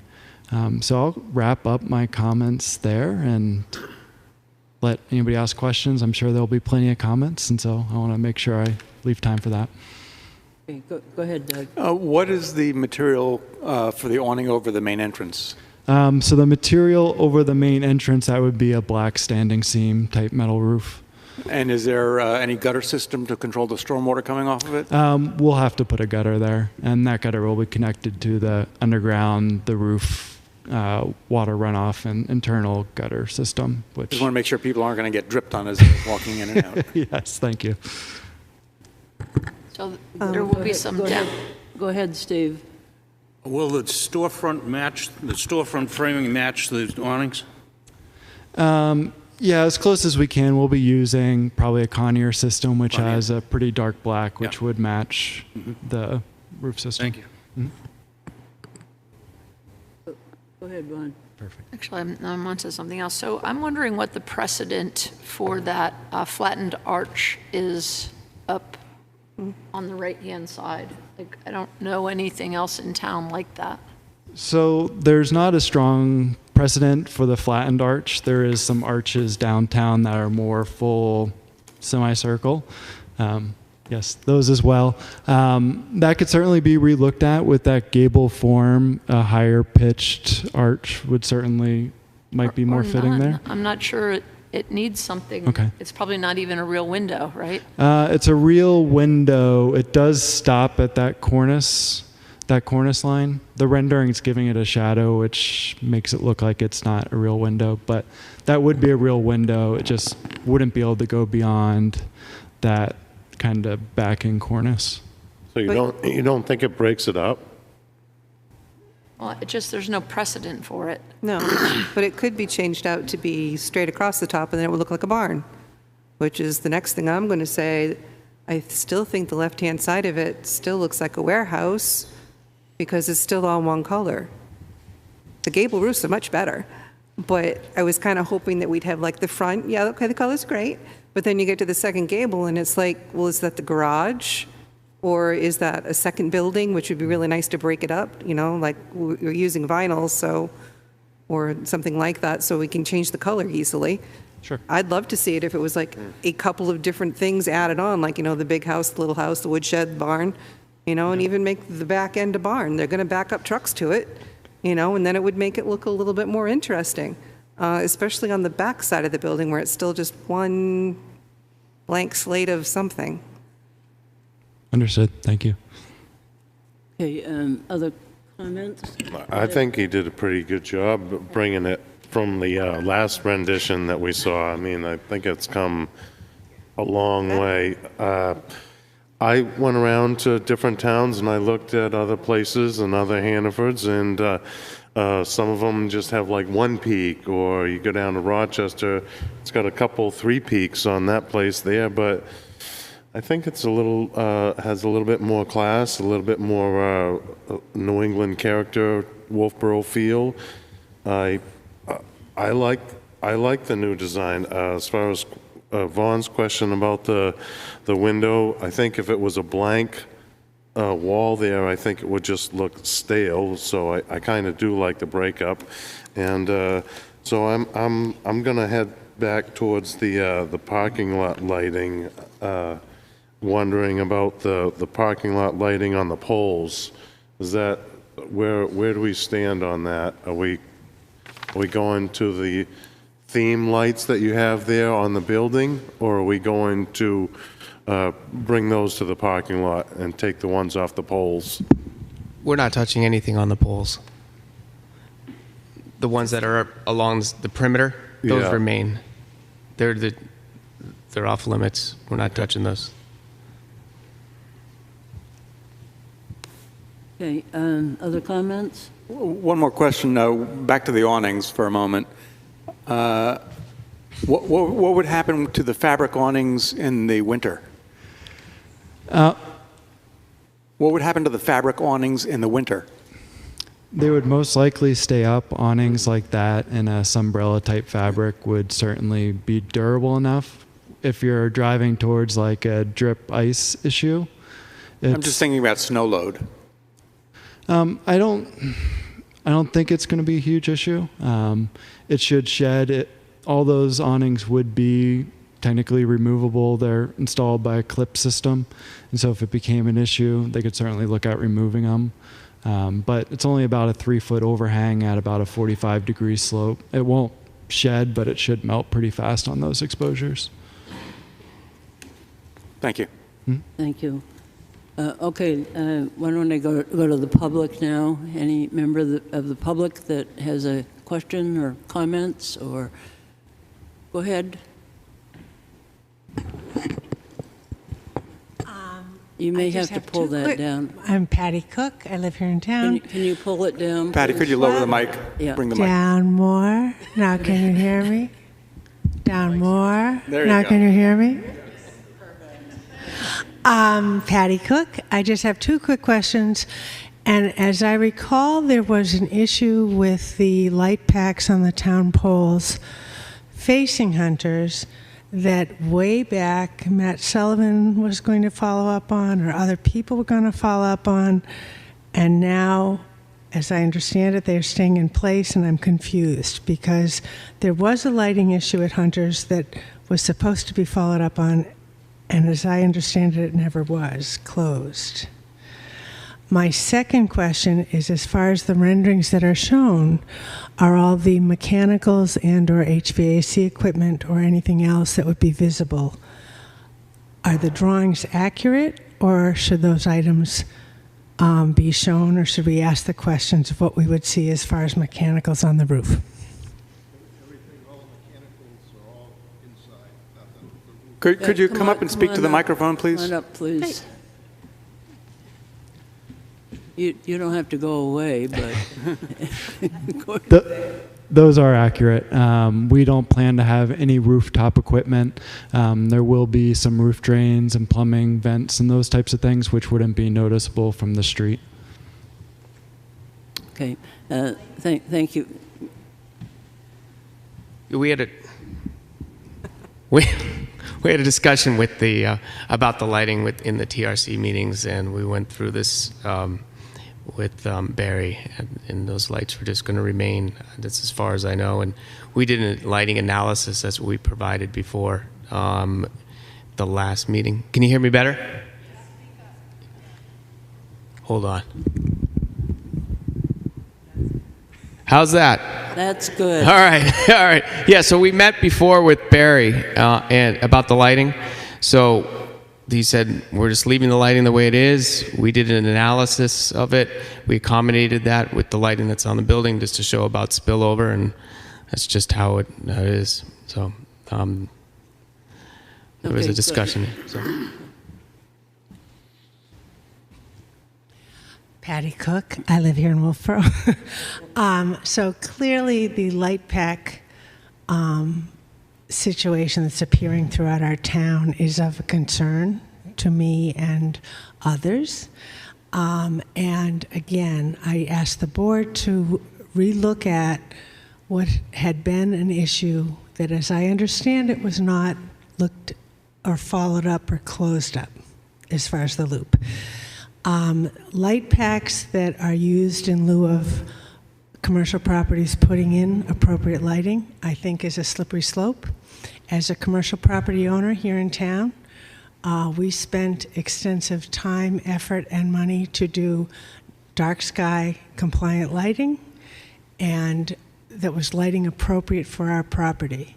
Utilizing town poles for light packs, it's another whole topic, but again, as I understand it, there was an issue that was not finalized about these lights. And I guess I don't understand why a property like Huggins Hospital, who has done a great job of light poles on their property for commercial lighting that are night sky compliant, is not being brought up on a commercial property of this scope. Okay, thank you. So I have something to that. So Tavis, I asked you about that, and you said you were going to look into it because we had Steve on it when they changed the lights in the parking lot, which were on their own poles, to LED, and so that should have triggered them to get a lighting permit to switch those over, and you said you were going to look into that. Do you have any information to that? The lights that were changed over to LEDs are town lights on town poles, so they were, by town council determination, are not subject to lighting. So that's not on Hunters, that's the... They're not Hunter's lights, and Hunters is not proposing to touch Hunter's lights, nor did Hunters touch Hunter's lights. So I think the lights in the parking lot have new arms, they're black, and they have the LED lights on them, because before they had the incandescent lights, and I think that's what Steve was looking at before, not the lights on the My poles. understanding is the pole lights coming out with this project. Are those coming out? Could you say that again, please? My understanding is the pole that is in the parking lot is coming out with this project. The pole that's in the center of the parking lot that sits on that concrete pier, that's gone. Okay. We don't like that pole. Yeah, I see.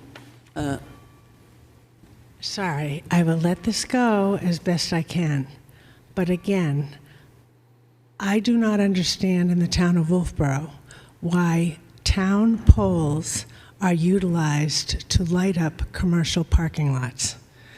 And again, I look at choices we made as a commercial developer here in this town, as well as what was required of us in this town. And looking back, if I decided to put light packs on a town pole to light our parking lots, that would have been an interesting conversation. And I do not understand, and it is a slippery slope, and I think it's broader than hunters, and I'm not trying to pick on hunters, but I think the confusion of utilizing town poles to light public parking lots is a slippery slope, and it is not clearly defined.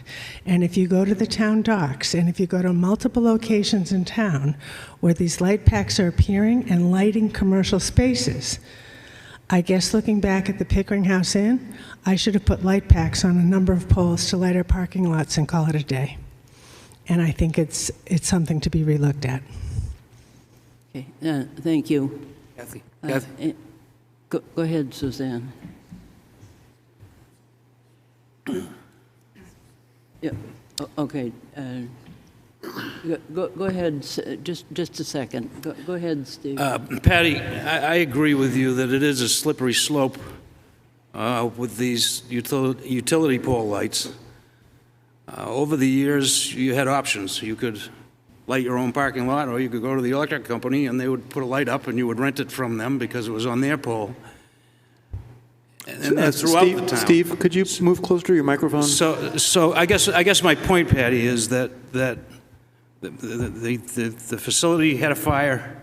They're trying to rebuild, and yes, in the future around town we should look at the commercial lighting. But at this point, I think that the lighting on the building and the removal of the existing pole is a pretty good effort to address that.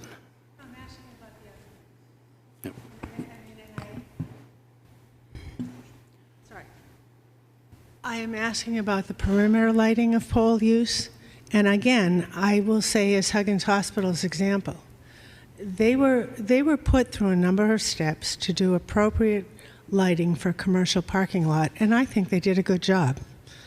And I'm not saying we have to analyze square footage of public parking lots or anything else, but aside from Huggins, Hunter's lot, scale-wise, is about as big of a commercial property as you can look at. And I look at the lighting that was required of Huggins, and I look at the fact that basically we're utilizing poles and perimeter lighting for Hunter's parking lot. I don't think is appropriate.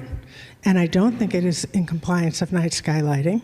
And even with the light packs, depending on the lumens of the LED, and we can go on because it's very complicated, but the good news is commercial LED lighting has improved. I just think that I appreciate the fact Hunter's, it is heartbreaking what they went through with the fire. It's heartbreaking to save a property. I know that firsthand as well. But I'm going to say that this is an opportunity to correct and move forward in the positive. And I think that this is a moment in time, because of the scope and scale of the property, that I wish the board would utilize this. And again, win-win for both the town and the property that's trying to redevelop a commercial use. I get it. But I just think that at some point, these are hard discussions, but it's a slippery slope, and we keep kind of sliding. And I just wish it would be tactfully and carefully looked at. Thank you. Go ahead, Suzanne. At one of your last meetings, it was talked about the parking, and somebody, I don't know if it was the board or the applicant, said that the public can park there. Does anybody remember any of that discussion? That there's no objection to it? Well, there's a sign there that says private parking. So it's right at the corner of when you have to turn right when you exit. I don't know the name of the street. So it's be told one thing and there's a sign says the other thing. So I think at your next meeting, somebody might want to look at that sign.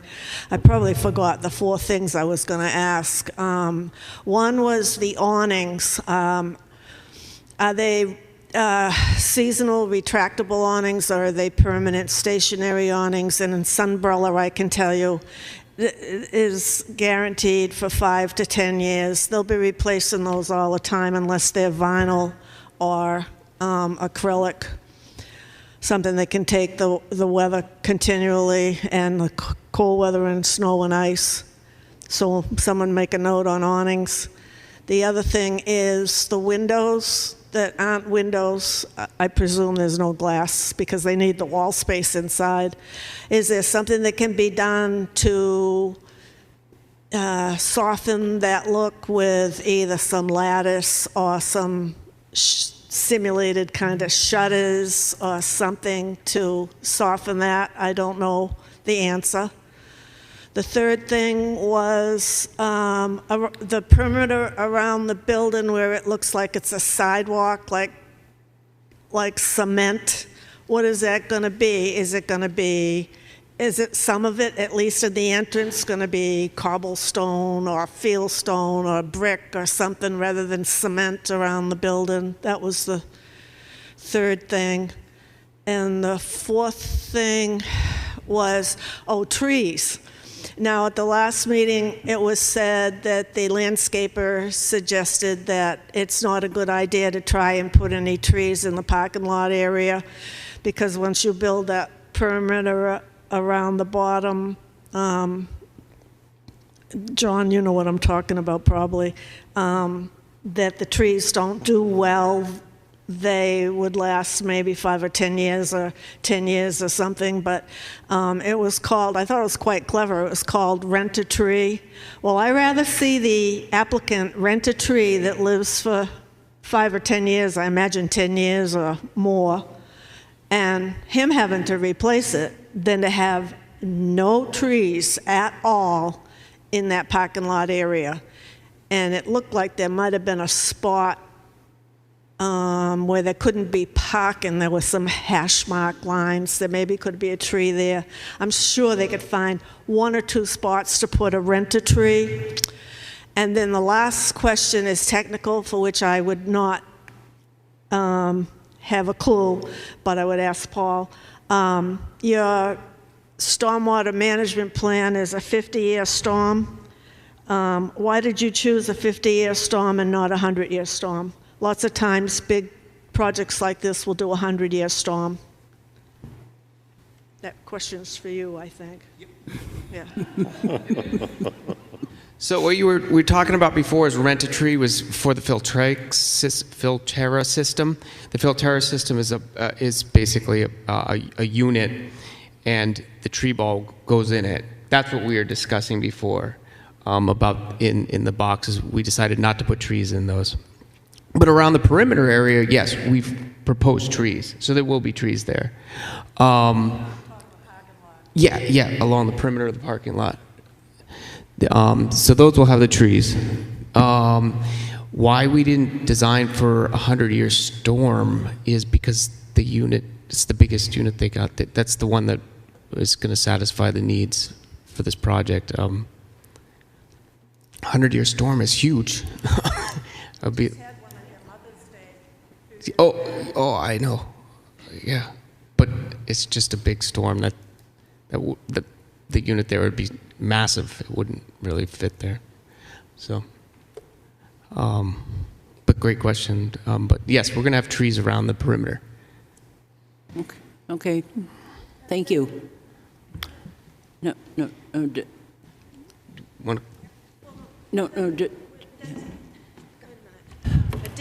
That didn't answer the question about the rent-a-tree in the parking lot. It seems as though 1 or 2 trees could be placed somewhere in the parking lot, whether it be at the edge of where the propane tank is, whether it be where I said up front where the hash marks were.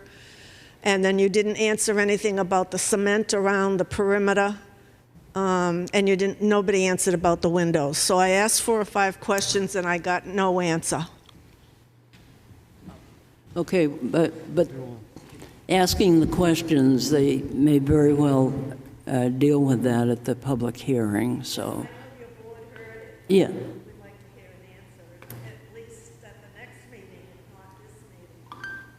We are anticipating a landscaping plan, so we'll see trees then.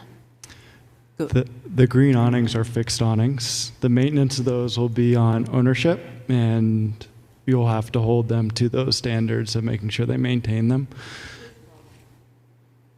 All the windows are real except for the one that we talked about last time, and so they're all natural light windows. We organized the store to allow for that. That's why we have 2 whole sides, actually 3 whole sides that don't have windows. And so the store's been organized that way. So they are real windows. The only one that we're still working on is, if you could just go to any of the views, it's the window to the left. Perfect. The window to the left of the entry is the one that we're still working on, but we still have hopes that that can be a real window. We can certainly still look at adornment to the sides of them, whether it's shutters or trim work or some of those other details that are still in progress. Okay, thank you. Thank you. Oh, okay, thank you. Hi. Hi, my name is Jan Ledbetter. I am a resident of Brookfield, but because we don't have a commercial center, I'm a big supporter of small businesses in Wolfeboro, and I'm a customer. I've been a customer of Hunter's for 26 years. I have 5 points, some of which, just to add on to some things have been raised. But one question is with regards to the entrance and the awning over the entrance, because there had been a big awning in the old Hunters. I don't know that you'd know this, but a lot of neighbors stop and talk to each other. They wait, in the rain for it to perhaps the rain to get lighter. And as they stand under that entrance, the question is, does the door just keep opening and closing? So it's just a planning for how people use the entrance if they're standing under that. Okay, why don't you speak to us, okay? Thank you. The second is on the issue of the awnings. I also agree that the fabric awnings can start to look messy within 5 to 10 years, and wondering if there's a consideration for using tin roofing, which is consistent with other buildings in town. The third issue is the striping, the 2 different colors, the white and the light gray. I think it looks more consistent with buildings in town if it's all white as opposed to that gray band. And the fourth issue is on that arched window. That's the only place. It's not mirrored anywhere else in the building. So, a 10 over 10 is, I think, and also a more consistent, or 9 over 9, whatever the windows are, look and feel. And the last issue is landscaping that little corner by that's been manned by and taken care of by volunteers over by the post office. There is a large U there that makes it really hard for some people to see pedestrians walking on the sidewalk.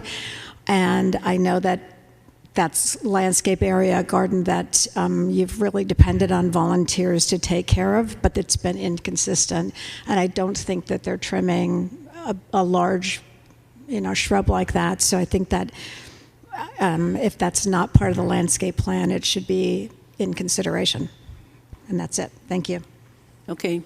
Thank you very much.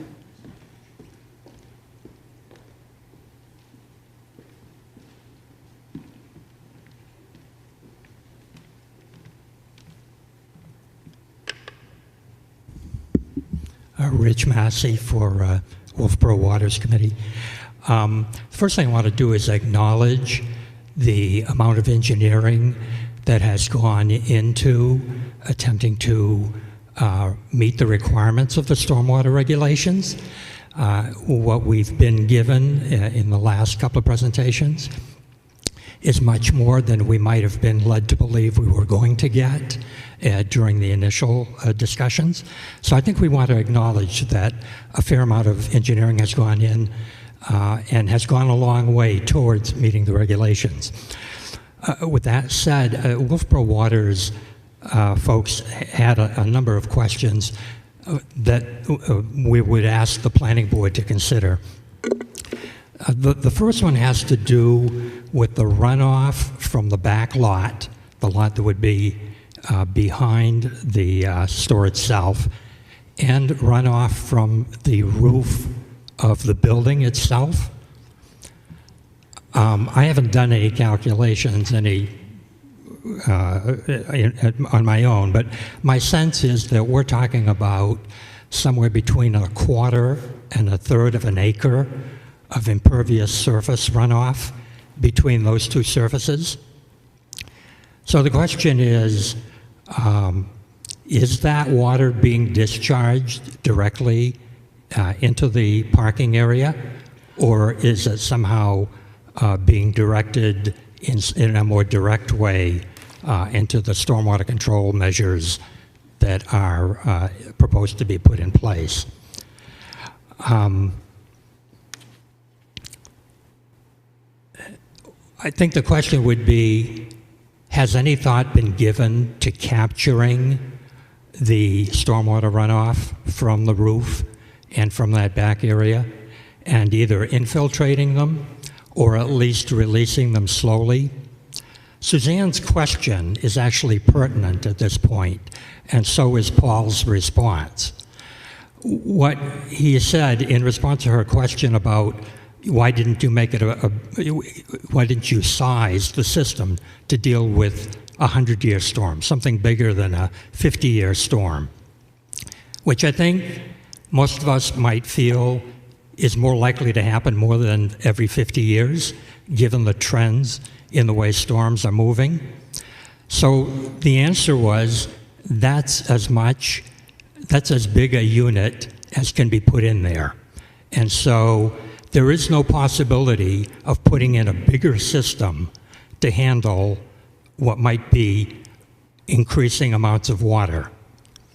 What is a possibility, however, is decreasing the amount of water we send to that system. And one way to do that would be to deal with the stormwater runoff from the roof of the building itself and from the property behind it. So my question is, right now, if I'm correct, that is somehow being discharged to join the water from the parking lot, and removing it would reduce the demands on the system that's being proposed. The other question we had is something that Julie Jacobs brought up at one of the previous meetings, and that is the use of a speed bump down at the lower entrance to the lot. I think that the question Julie asked was, what's the durability of something like a speed bump made, I presume, simply of asphalt? We still get snowstorms, maybe not as frequently as we used to. We still get them. We still put heavy equipment into the parking lots, and we still would put a lot of pressure on something like a speed bump to handle that water. And so I guess the question I have is there any reason that a trench drain might not be put in place of a speed bump? It would certainly seem to remove the hazard of damage from snow plowing. And I guess the last question has to do with the two entrances on Glendon Street. If I'm reading the design correctly, the two entrances that are there now would remain. If you stand up by the Walgreens store and look around, it would seem to me that a lot of the runoff from that part of the parking lot doesn't really go down as far as the stormwater controls that are proposed to be put in place. In fact, it looks like a lot of stormwater would run directly down those entrances onto Glendon Street and then directly into Main Street, untreated. And so I guess the question would be, is there any reason not to put some sort of diversion and capture, like a storm trench, a trench drain in both those entrances to capture the water and to, from that part of the parking lot, and to bring it down to the stormwater controls? Thank you. Okay, thank you. Did you want to comment on that? Yes, so the roof runoff and the parking lot in the rear have been accounted for in the analysis. So that is directed via roof drains. So that's how that, so we capture that, and the parking lot in the back goes around the back into a trench, which then brings that around into the system. The comment regarding the water that came off the entrances on Glendon Street, you don't see here, but in the watershed analysis, there is a line there that shows that the water just does sheet off into there and does not get treated off in that section of water. We didn't capture that. That just goes off the way it does today. And then what was the other question? I'm sorry, Ricky. The trench, if we put a trench in there, it will be, that's a possibility if you want to go down that avenue. It's a maintenance thing, so, but that is a possibility. And then, what was it? Could you address how the trench how it would be effective in the winter if it perhaps filled up with ice? Well, that's what happens. Yeah, it's a maintenance problem. It really is. But but the speed bump also has we chose a speed bump because we felt it would work best in this situation. But yes, a trench would ice up and it becomes, then it doesn't affect it. It melts and then it will go on to South Main Street because it'll just become ice. So.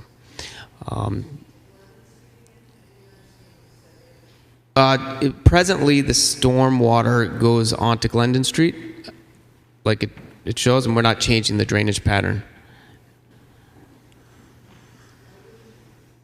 Why wouldn't we? It's just not. We just didn't. It wasn't part of.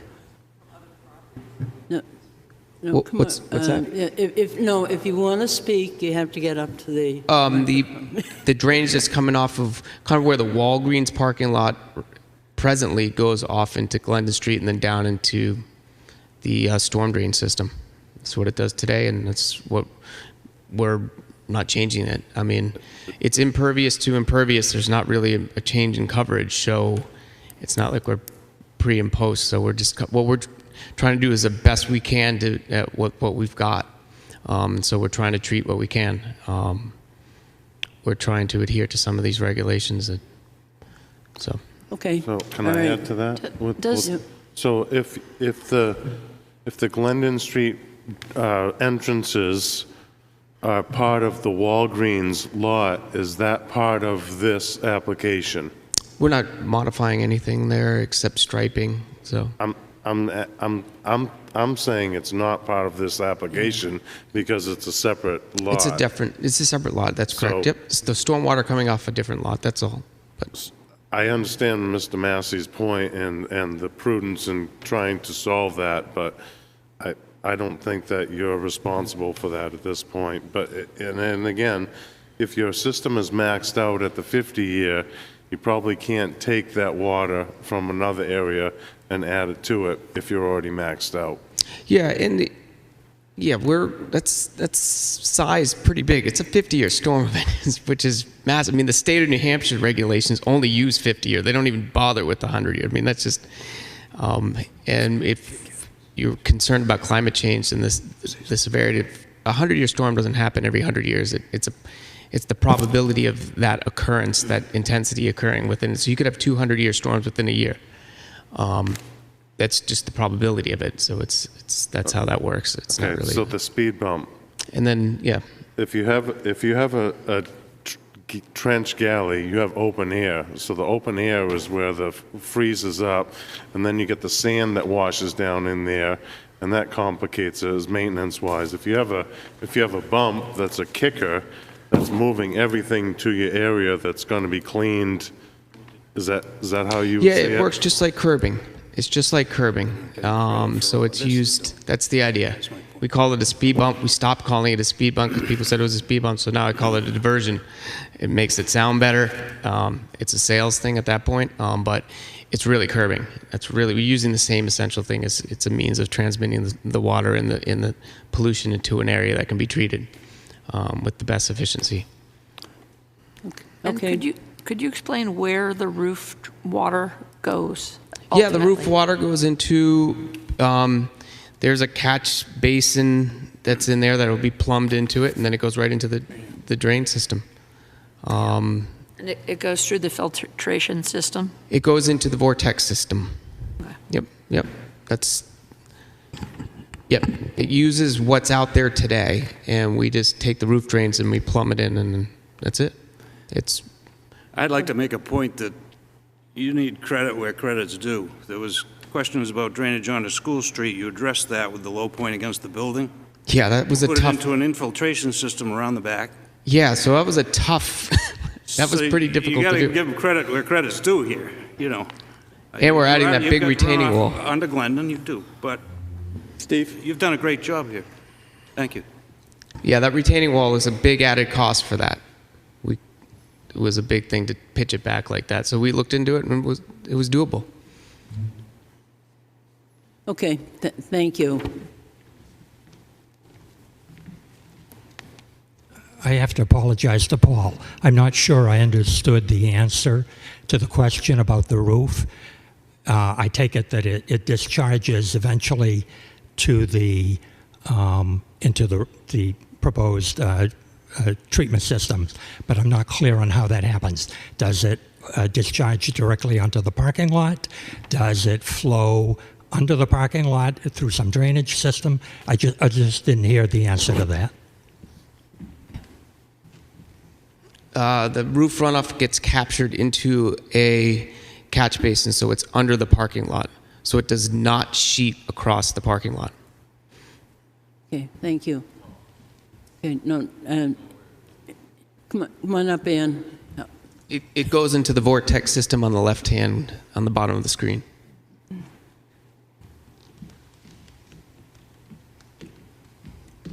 Data is king.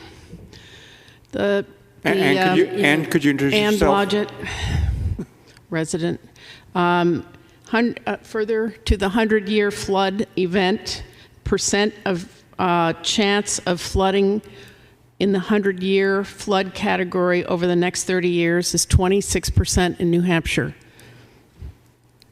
In the 500-year event, 6% over the next 30 years. And this particular data source says that some places plan to a higher standard that lowers the number of properties at severe risk. Okay, thank you. I'd also like to say that I submitted the suggestion of using a green roof, which I've seen in Boston, which absorbs stormwater and would also make it much more attractive for the abutters. Okay, but quickly, okay.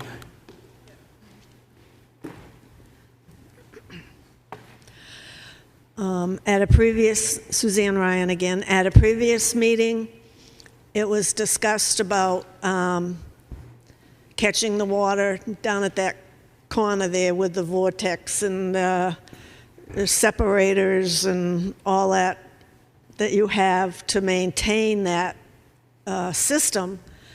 But I'm interested in knowing how's it going to be maintained, who's going to check it, who's going to report to the town that it's working properly. I haven't heard any of that discussion because it doesn't work forever without maintenance. That was one thing. Okay, yeah. And the other thing is the process. I've asked 5 questions. I've gotten a half an answer. So how do you as a board address the citizens' questions? Do you do that now, or are we going to wait till they submit their formal application and then hope to get some of the questions as a condition of approval? Or I'm not trying to be a wise guy here. I'm just trying to figure out how I get my questions answered. Right. Better now than later, or what? Well, I think that most of them are probably going to be answered at the public hearing. I mean, they're listening now, and they're not done with their plans yet. So I'm assuming that some of the questions that came up will be addressed. Okay. So they're taking notes as well. They're taking notes on I would hope, on these questions as well. Okay. Thank you. Okay. All right. Oh, okay, sir. Good evening. My name is Robert Arndt, and I'm the abutter on School Street, on 25 School Street, and also the neighbor across the way as well. I own 40 Union Street, so I'm visualize both from both properties, the backside of Hunter's, and I just wanted to show my concerns on. I want the visual niceness of the back of the building to be as beautiful as the front. The front looks beautiful. I just want to make sure that the back looks well from the backside, because I see, we used to always call it Lake Iga, because we'd see the rainwater stay on the top of the roof, and then the birds and seagulls would go play in it. So a green roof would sound lovely, I guess, or even a deck I could walk on and use myself. But one of my other big concerns is noise. Noise has always been an issue in the back of IGA, from condensers, compressors, air handlers, whatever they are. I realize a lot of them have been said they're going to be inside units, but I imagine there's going to be some type of unit outside to air condition the property, and I just don't see that on any parts of the plan, but there must be some units to keep the air conditioning cool or heated, and I'm just concerned. There's a lot of noise, particularly in the summertime when the windows are open, from the old Hunters, and I would like to make sure that that's being considered. Okay. Thank you. Okay, thank you. Okay, everybody I think has spoken. Randy, I think. Oh, okay. Thank you. I knew I'd get to speak sooner or later. Yeah, as far as the concerns that Suzanne outlined, I know that there's a maintenance schedule for the vortex system and the infiltration that's associated with it. There'll be a standard maintenance program in the plans, formal plans that are submitted. As far as some of the architectural details with how the cement is, whether it's cobblestone, this and that, it's something that the architects here that will be able to handle that. Mm-hmm. As far as Mr. Arndt's concerns about the noise and sightliness on the backside, we're going to do the best we can to do that, and it'll show up in the landscaping plan. I know there's going to be privacy fence, similar to Citizens Bank, that's going to run around the whole perimeter of that. So, again, we have the landscape plan. This was a design review, so we didn't want to get into the details of that tonight, but it's done by a landscape architect. May not meet every little bit of the landscape requirements as far as the existing parking lot, because we're trying to leave it alone best we can. We understand the lighting concerns that were addressed, and we're trying to, do the best we can with the existing situation on that. Certainly, if there's any insurmountable, that the board feels is insurmountable questions tonight that they want to reiterate at the end of the meeting, then I, as a project manager, would like to hear them so that we can make any adjustments, to those things. Thank you. So, Randy, the parking lot, I know we had the discussion about creating public parking spots. I'm under the impression that Hunter's is a pre-existing parking lot. I think what Suzanne may be talking about is the little back parking lot for the Walgreens area there. Right. And I don't know that, I can speak for the owner and the applicant that, it is a private property for hunters and for Walgreens. Obviously, some people like myself can tend to use it privately, and there's nobody, in charge of policing that. So, but I think if it's the owner's position that it's for, the commercial entities. Okay. That answer your question? Yeah, okay, all right. Okay. Anything else for me, Kathy? There's another speaker who's Oh. going to speak.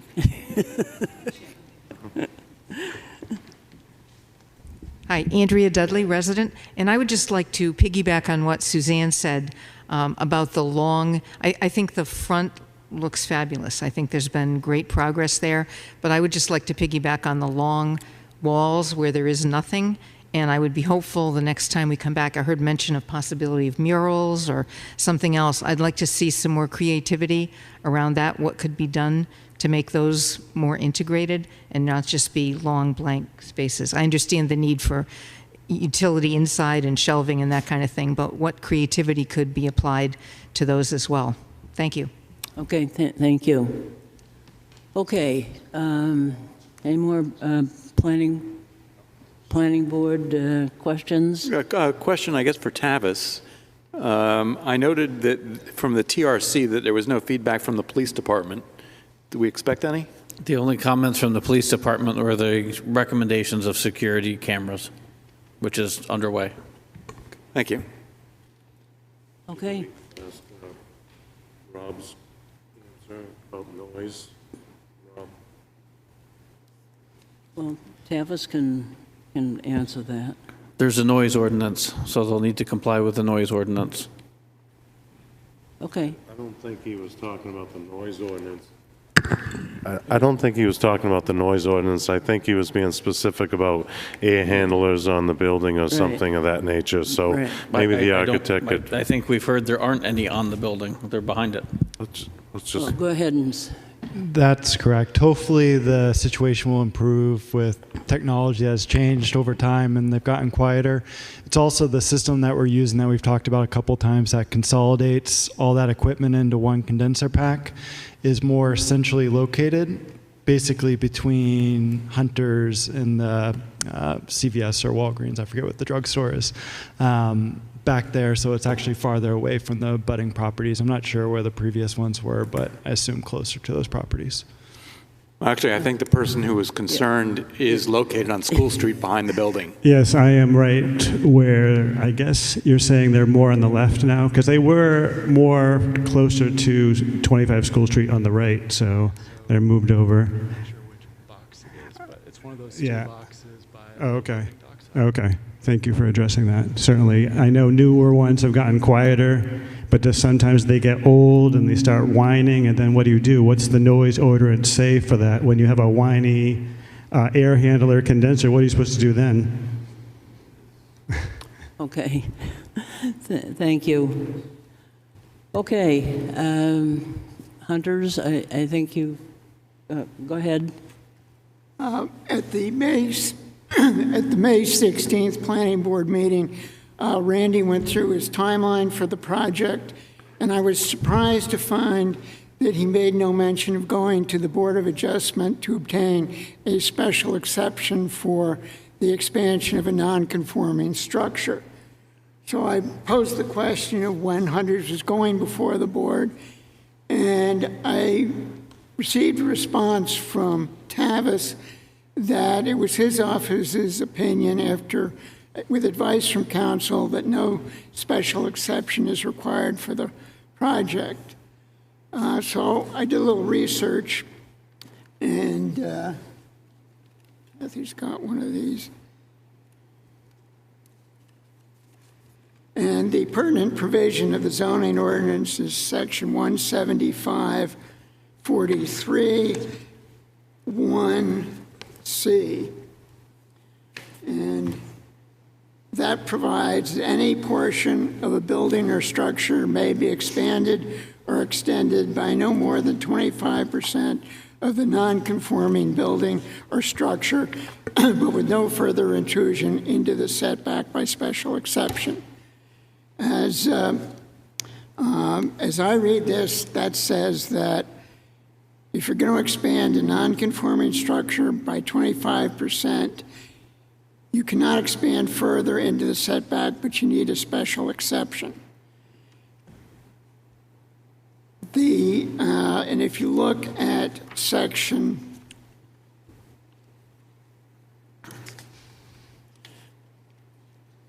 I, it says any proposed construction activity located within a setback area with further encroachment shall require a variance.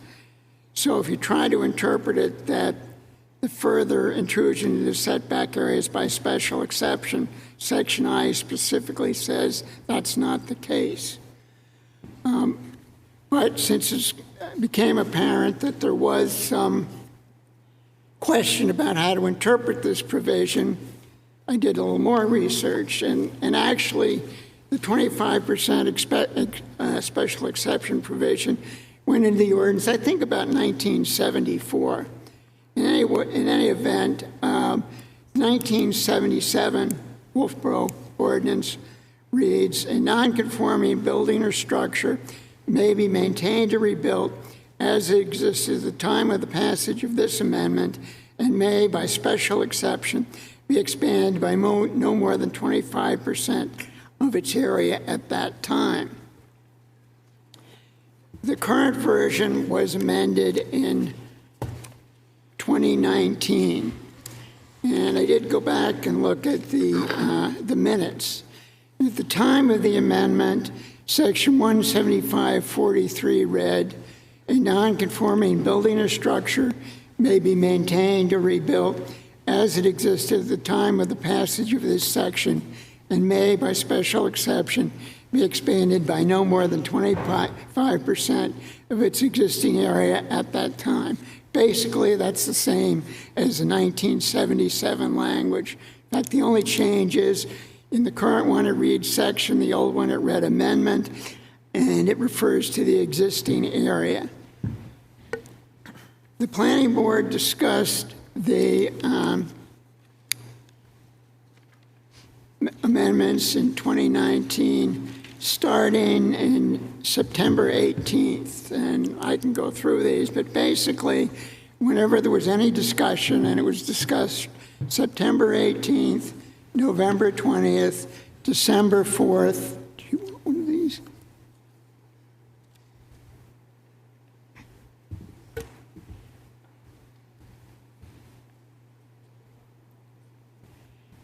January 8th and January 22nd. At no time during any of those discussions was there any talk about removing the requirement of obtaining a special exception. In fact, whenever there wasn't any discussion, it mentioned that the 25% expansion required a special exception. But the most significant points are the January 8, 2019 public notice of the hearing on the zoning amendments, which I've given out, which hopefully everybody has a copy of. And that read section 175.43, expansion of non-conforming structures. To amend the expansion of non-conforming structures section of the ordinance to distinguish between variances, special exceptions, and building permits, require survey and a variance for construction with further encroachment into a setback, allow total cumulative expansion up to 25% of the existing lawfully non-conforming habitable footprint square footage via special exception, excluding appurtenant features, allow for vertical expansion, and continues. That meeting continued the public hearing to January 22nd, and you have a copy of the planning board notice in the January 2019 Granite State News. Behind that, you have a blow-up to make it legible. And basically, the section, it reads absolutely identical. That allowed total cumulative expansion up to 25% of the existing lawfully non-conforming habitable in square footage by a special exception, including appurtenant features. And then at the very end, it adds some additional language, and also to allow installation or replacement of a foundation subject to conditions, replacement of existing structure subject to specific conditions, and replacement of decks subject to certain conditions as a matter of right. There were no further hearings, no further discussion after the January 2nd meeting, and pursuant to RSA 675, Roman numeral 4, an additional public hearing shall be required if the proposal is substantially altered by the planning board after public hearing. So basically, if the requirement of a special exception was to be removed, there would have to have been another public hearing. There was no public hearing, and therefore that provision was still in effect, and it means that a non-conforming portion of a building or structure may be expanded or extended by no more than 25% if the non-conforming building or structure requires a special exception. Maybe there should have been a comma after area and before by to make clear that that's a parenthetical statement, but the ordinance cannot be changed to remove that without going through the legal statutory process. Okay, well, Roger, in the C1 district, I'm not sure that this structure is non-conforming. It's non-conforming because it isn't within, 15 feet of the street, which makes it bizarre. But it Okay, has not got setbacks. But it can meet the setbacks. It can go up to the lot lines for setbacks, and can have 100% coverage. That's correct, but under the ordinance, you have to have, is your front setback, is it setback 15 feet? I mean, Randy says it's a non-conforming structure. And the reason it's non-conforming is because it is too far back from the street. Mm-hmm. Yeah. If it was too, there are no setbacks for intrusion. Here the issue is, which makes it kind of weird, that they're too far away from where they're required to be. Okay. Okay, go ahead. Well, I will defer to town planner on any discussion on what needs to go to the zoning board and what doesn't. But Roger's right. I read you guys a timeline, and I'll quickly read it back because it's to my point. So on 1/16/23, the building was destroyed by fire. On 1/20/23, Norway Plains met with the owner to discuss rebuild. January 23rd, Norway Plains sends a proposal to the client for site development feasibility. On 1/24/23, Norway Plains meets with the owner to discuss the proposal and the approval process. It's an important distinction. So on 2/27/23, Norway Plains sends an email to town planner and code enforcement officer requesting clarification of the zoning requirements because of the language and the way they're stated in that. Without getting into the details of it, I obviously respect Roger Murray's opinion on how he interprets stuff, but as far as me, I have to go by a certain procedure. And I can't wait till someone spends, tens of thousands of dollars to submit has the information to submit a formal application to get that opinion. And so I didn't want to do any appreciable work until I had an opinion. So on 3/2/23, I got written opinion from the code officer with determination that the zoning review special exception was not required as long as we stayed within the 25%. We weren't extending into a setback by 25% because we don't have any setbacks. And Roger is correct. The thing that threw it into a non-conforming structure, in my opinion, but I wanted verification of that, was that in the zone, there's other requirements, and under the other requirements, one of them was the 15 feet from the street line, which was evident in our previous discussions with other people. So on 3/15, after that decision, we had a TRC meeting to discuss the conceptual site review and cleanup required in order to continue the process. So that was the first meeting we had with the town on 3/15. On 3/21, we had a conceptual planning board meeting with you guys, in our first concept of the site plan. And that was based on the information we could gather with the weather conditions and all the available information. So the gap between the first two, between when we got a proposal from the Hunters group and we were able to submit something to the town, was a similar sketch to what you see today. Not perfect, but as far as the entrance and stuff, but generally, this is where the old footprint existed. This is where we can expand 25%. And that was what the judgment was made on. So we had our first meeting on the 21st with you guys. And on April 4th, I sent a proposal to the owners to do a real commercial site review. On May 2nd, we had another planning board meeting, preliminary discussion for the boundary line application for the adjustment that have to be, to do this. Then on 5/9, the site was finally cleaned up and the survey crew could access the final areas of the site. I explain this to you because of the multiple times we came before you guys and weren't questioned about this issue.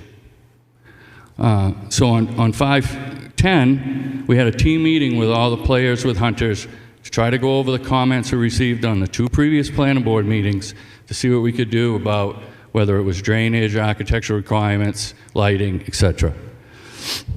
On 5/16, we had a planning board meeting on conceptual review for the site plan, which was the last time we were before you guys, and took comments, on that. And then we had the boundary line adjustment meeting where we got approval for the boundary line adjustment on 6/6, June 6th, which was the last time for that. Then on 6/7, we had an additional technical review meeting with the department heads in this room to be able to discuss any of those fine details as far as any of the utility connections, the electrical transformer issue, stuff like that. So that was on 6/7.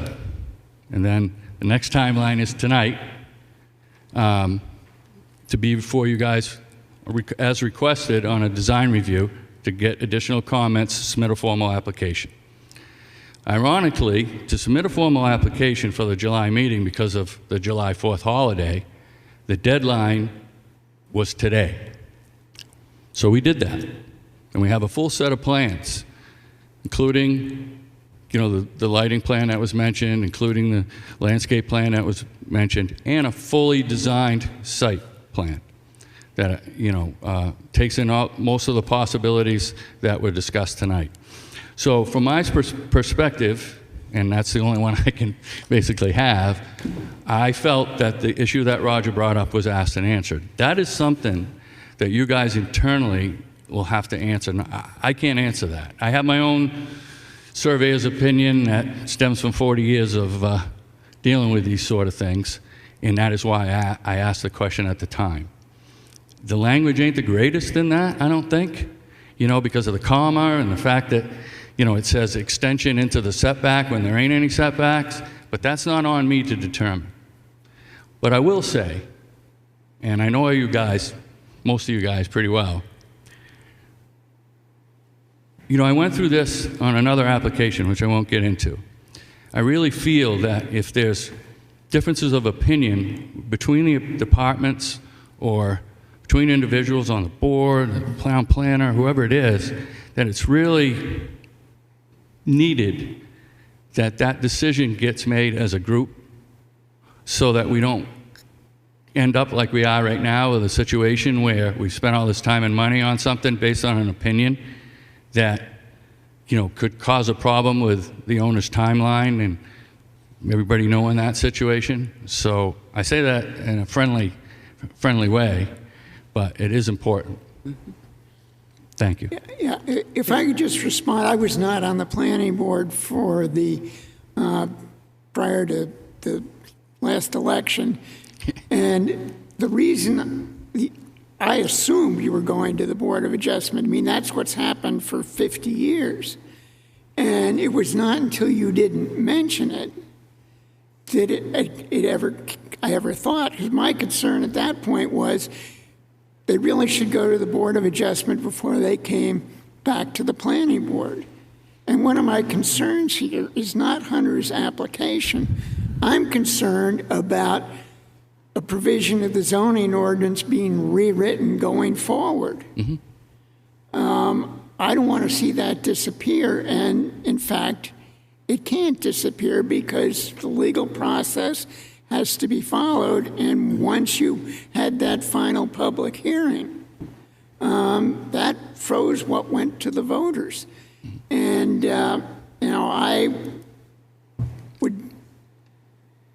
I would do anything to try and accommodate Hunters on this because it's not your fault.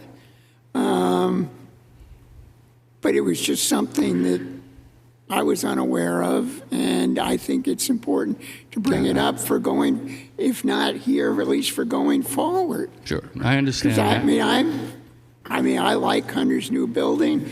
I think we definitely need a grocery store, another grocery store in town. That's been a grocery store. I remember the A&P. I want to see your application be successful. Okay.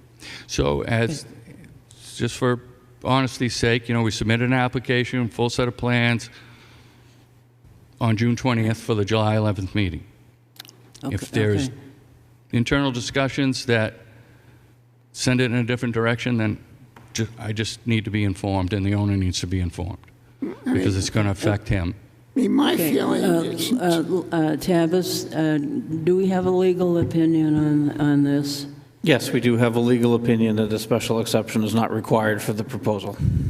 And that legal opinion is based on incomplete information, according to Tavis. Was based on what, Roger? Incomplete information.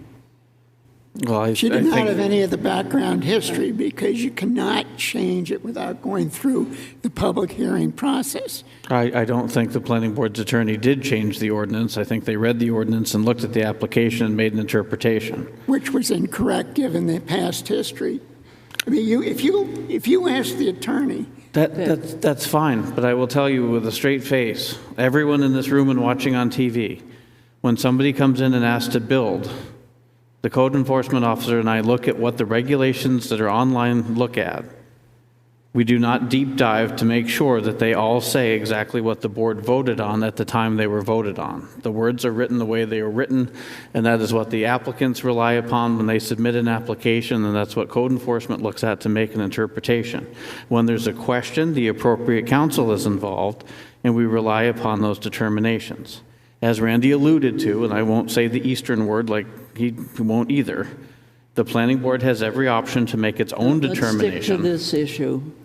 We're sticking right to this issue. If the board wants to make the determination that a special exception is required, that would start a new appeal period for the applicant to work through. At the advice of counsel, should the board make that determination, the board will also need to find separate counsel should that decision be challenged. Well, I think you could give the attorney additional information. But I certainly would have no problem with proceeding, given the situation, proceeding with the hearing on the 11th and allowing for a special exception. With a project of this size, you really should make sure you're touching all the bases. Well, I certainly understand everybody's opinion on that, and obviously any opinion can be appealed. Any planning board opinion can be appealed, no matter what anyway. Whether it can be, whether the zoning decision can be appealed because it was 90 days ago is another interpretation legally that I don't want to get into. But, obviously the appeal for that is something that always can take place. As far as switching gears, I think that, I'm going to need guidance on that because my client is asking me for it. I don't want to get in the middle of the legal situation between any of the town departments or whatever. I just need to know where to proceed. We're all set to go on the 11th. If it's decided at the 11th that, they can approve it based on conditions and one being a special exception, I don't know if that's possible or not, and I'm not even going to put that out there because I don't know that that's necessary. But if it's determined that's the case, then obviously that lengthens the final approval process for the applicant, and it's something that I won't be representing in front of the zoning board, and I'll have to pass that through his attorneys, which I have provided them with all the information, including the emails and everything.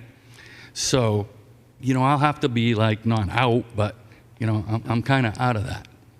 I mean, you could proceed and file an application to the Board of Adjustment. Roger? Yeah. Can we hear from you, please? Sure. Yep. Thank you. I'm Dan Craffey, and I'm the owner of Hunters. This application, I've been doing it for 40 years, and I'm so proud of it. I've never seen throughout New England and stuff an application like this. The store looks beautiful. The interior is going to be beautiful. My main concern is I have 80 employees out of work right now, and I was planning on opening by next Memorial weekend, and I'm paying the employees until we open, and if I can't be open by next May, the project's not going to happen. So I understand all your concerns and stuff, but we've really done an awful lot, and we've bent over backwards for a supermarket. We've been really a great business for the community, doing anything, helping out, Little Leagues, whatever. And I got, my 80 employees are heartbroken that they're not working. They loved working. It's like a family. And I just want to get my family back to work. And, I would hope that you guys could accomplish that. Okay. Thank you. Thank you. Okay, planning board members, how do you want to proceed with this? I remember specifically in one of these meetings, and I don't know if it was 5-2 or 5-16, asking for clarification on the 1 year to rebuild on location, because personally, I would like to see it up on the street. And the answer given was they have a year, probably from the fire, the date of the fire, the removal, to rebuild in the existing place. So I think we discussed it. And I don't think we have any setback encroachment to discuss. There is none. There's no setback, except for the one that would be required if it was new. Isn't the setback from the street a grandfathered issue?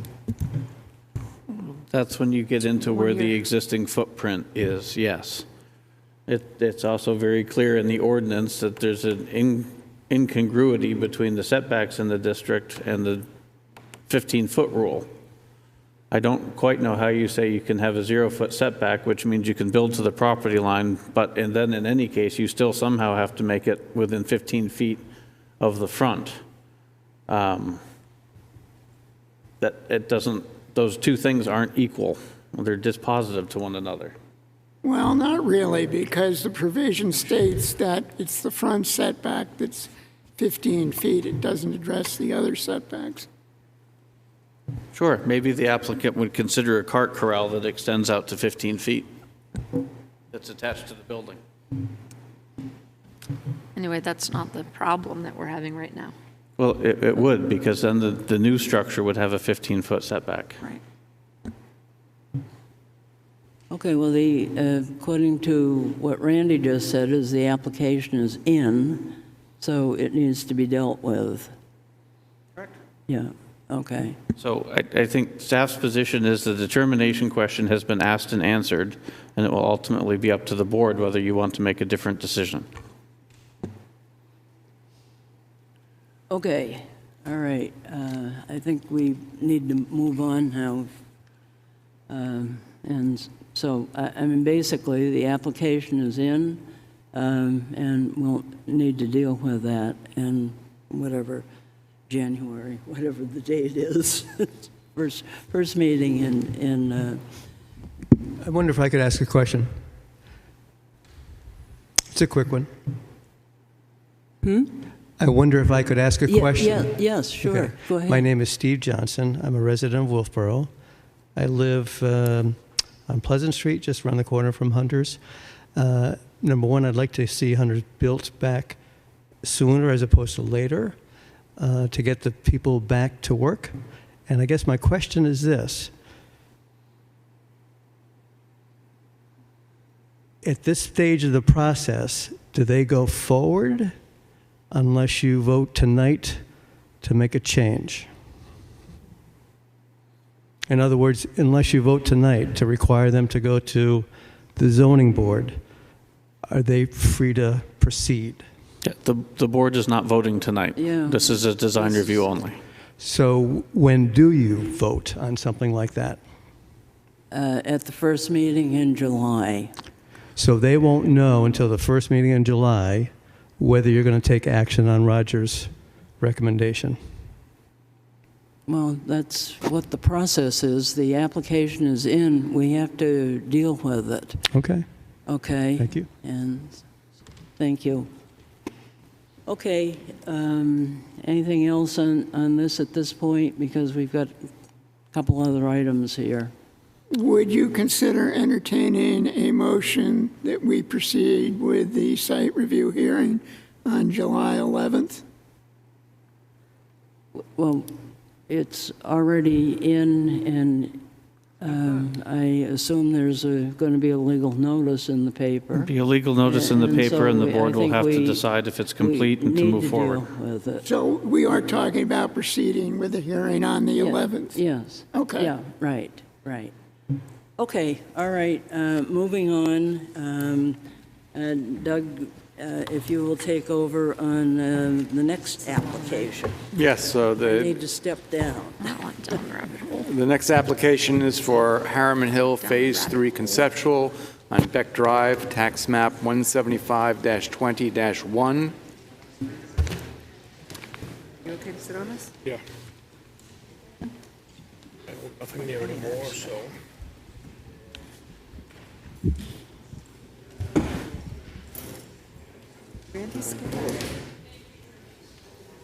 I'm sorry? That's right.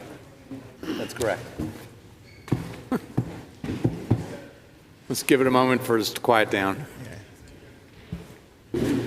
We have Stay around for a minute after this.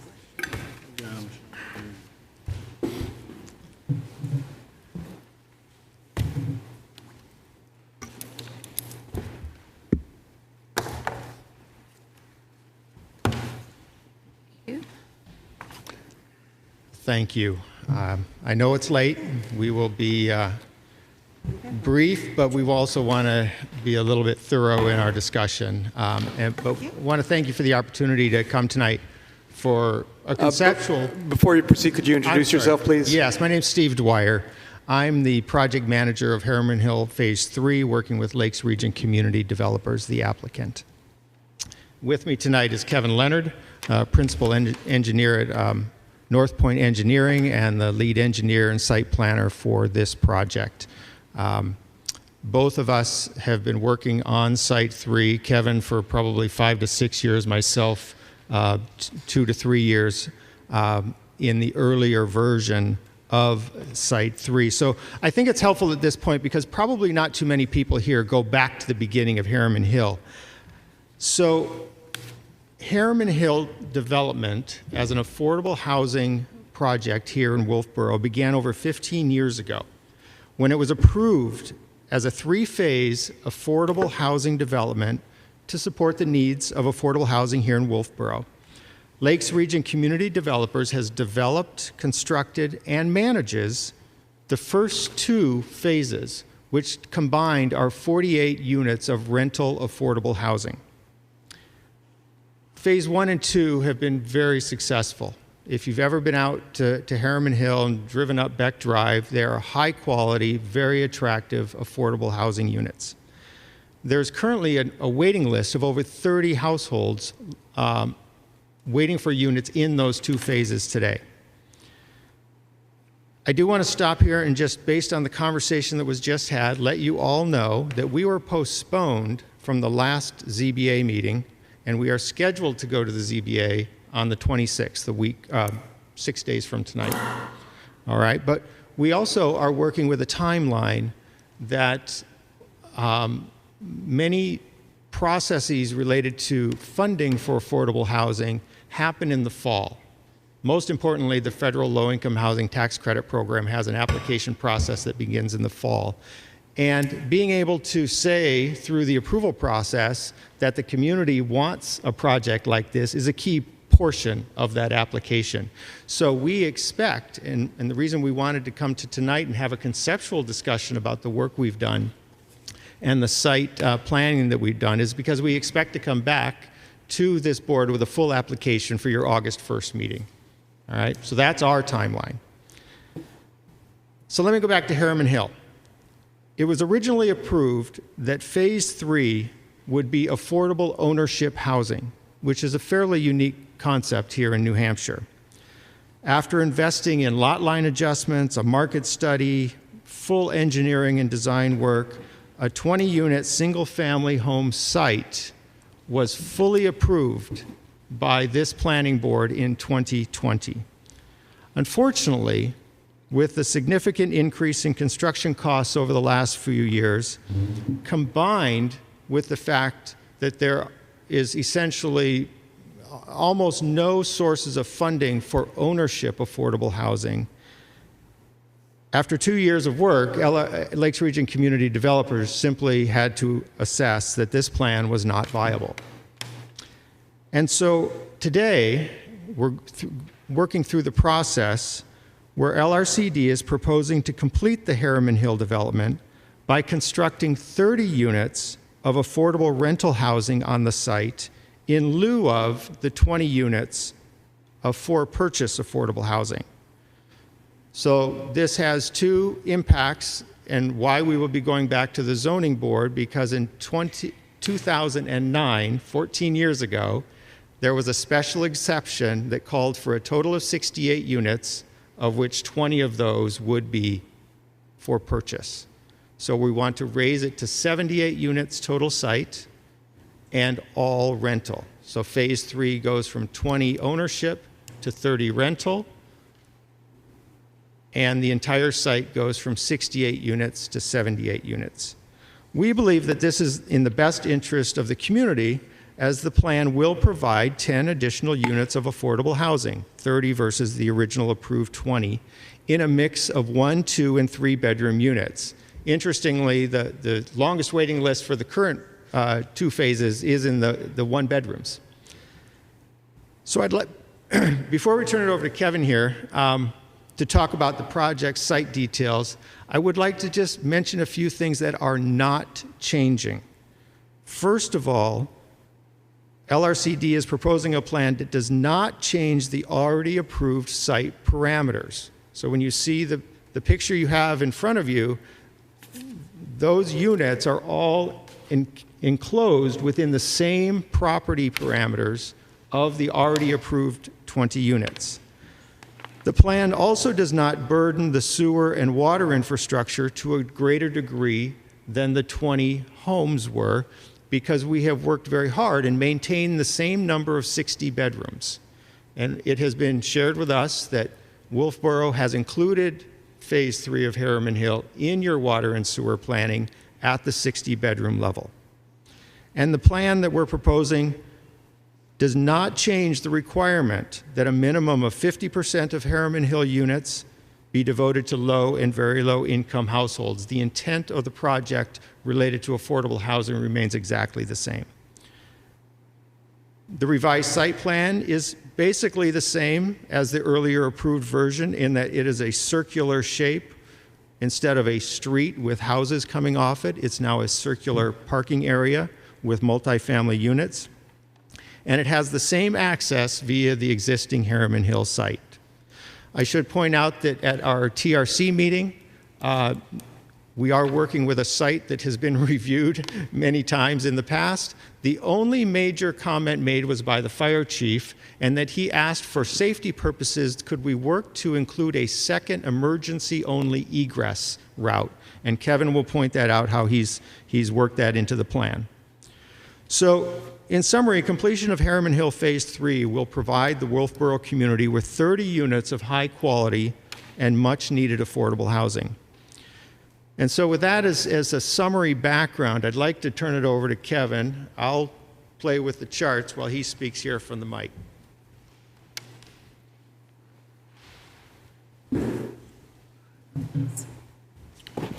Just for frame of reference, I wanted to point out that the blue area on that plan on the board there is the parent tract. So back in 2008-9 time frame, there was Beck Drive was made a public street, and the remaining parcel is the blue area on that plan. The green area on that plan is the Phase 3 area known as Land Unit C in the condominium. So it's 3.6 acres, and it is the same land area that in 2020 we approved the 20 single-family for sale units shown on the second page of your handout. We'll just pull up the rendering. So the property is zoned VR, village residential. There is water and sewer stubbed at the back of Phase 1, which is at the bottom of the Dark Ridge Drive over on the other side. Right there, yep. So there's water and sewer stubbed right there for the 60 bedrooms that Steve spoke about. We're planning 6 5-unit buildings with a mixture of 1, 2, and 3 bedroom units. There'll be 6 handicap units, which are located, there's 2 in the middle building that are 1 bedroom, 2 on the upper right building up there are 1 bedroom, and then there's 1 on the end of the upper left building that's accessible on the other side right there, yep. And then 1 down at the lower building on that side, that's an accessible unit. And then the far right building on the bottom, we're proposing a 600 square foot community building. There was actually a community building that was approved as part of Phase 1, but wasn't built because of unforeseen construction costs associated with the wedge. When they're building Phase 1, they couldn't get the community building, basically the budget didn't allow for it because they found more wedge than they expected in Phase 1 when they built it 15 years ago. And so we're trying to get that community building back into the development, so it'll be a common space for kind of all phases to be able to gather. That was the intent of the original plan. 30 units requires 40 parking spaces per your ordinance. We proposed 59 parking spaces. 9 of those are handicap units. We have a fair amount of accessible units, and we're also trying to create accessibility into the community building, which is going to be a common space for this phase and the other phases. And we're also want to make sure we have adequate, guest parking on the premises. We're proposing, similar to what we did last time, 22-foot wide access drive. That will be a permanently private road or drive with a posted speed limit of 15 miles an hour. That's the way we proposed it before, and it's the way we would propose it again. One difference in this new arrangement is that we do have parking spaces in front of the units. On the previous version, those units had their own limited common areas with a individual driveway, so a parking spot in their driveway and a parking spot in the garage for those units. These units will not, they're townhouse style generally speaking. The accessible units are flats, which you would expect for handicap accessibility, but no garages are proposed. We will have vertical granite curb and sidewalks to get from the parking spaces to the units. We are proposing a 20-foot wide gravel emergency access road on the far left there that'll tee into a stub drive there by the existing detention basin. We're planning for that to be gated. That was the fire chief suggested that would be reasonable. We'll have to work with them on key access and whatnot. We plan to have a comprehensive dark sky compliant lighting plan, and we had a fairly extensive landscape plan in the previous version, which we plan to update for this version. I did bring the roadway profile just to give you a sense of what that looks like. It's on the back.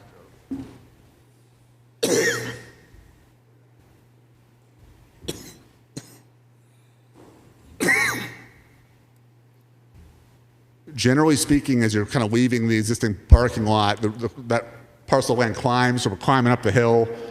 We're kind of flattening out the grade to maintain ADA accessibility. You can't have more than 2% cross slope on the parking spaces. And because the parking spaces are going to be right off the main drive, we've got to make sure that where we have ADA accessible units, the driveway is no more than 2%, so that those parking spaces that are going to be parallel right adjacent to it meet the ADA accessibility. So it's sort of a design constraint with a new proposal that we need to make sure that those sections of road are no more than 2%.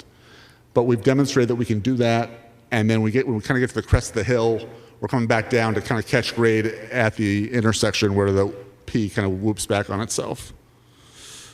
We plan to have a hydrant at the midpoint like we did before. These buildings will be sprinklered. The previous buildings were not sprinklered, but because of the multifamily use, attached units will be sprinkling the buildings. The property has an Orenco low-pressure sewer system that was previously designed to handle the 60 bedrooms for phase 3. Although we have more units, we have the same number of bedrooms, and so the sewer load will be accepted by the existing sewer system. We'll have septic tanks at each building to collect solids, and then effluent pumps to pump into the low-pressure sewer system. And we will be working with the Wolfeboro Electric Department to plan for underground utilities around the property. The property will need a new alteration of terrain permit. We got that permit before, and we'll be getting a new one for this application with a modified design. We are planning to have a detention basin on the low end of the middle of the green space. Right there, yeah. We had a basin right there before. We'll have a new basin there, as sort of a two-stage process for the stormwater. It'll be basin there and then routed to the existing basin down on the lower left, which was originally designed to handle phase 3. So we'll be routing the water down to that lower basin as a second step. And we will need a sewer connection permit from the Department of Environmental Services, and we are not anticipating any impacts to wetlands. On the far right, there is a wetland in the woods, which we're maintaining the buffers that are associated with the zoning ordinance and associated conservation buffers that were put in place as part of the conservation easement. So we're honoring all those setbacks. Down there below, we have some early renderings of what the buildings are going to look like, kind of mock-up of the duplex style, 2-story. Each building will have an entry, and on the right is the 1-bedroom building, which is got 2 accessible units on the first floor and 2 unaccessible 1-bedroom units above it, not handicap accessible, I should say, and then 1 duplex off the end of it. So no building have more than 5 units. All buildings are going to try to have a laundry room, which is what the pink is on the yep.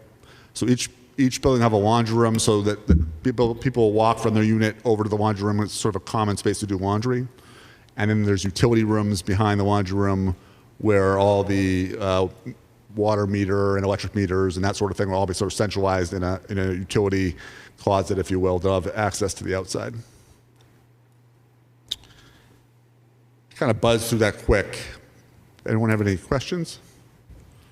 So why the change from ownership to rental? The big reason for that, and Steve can step in on that, is financing. You know, the project has costs. This is an expensive site. There's a lot of ledge on this site, and to get the financing.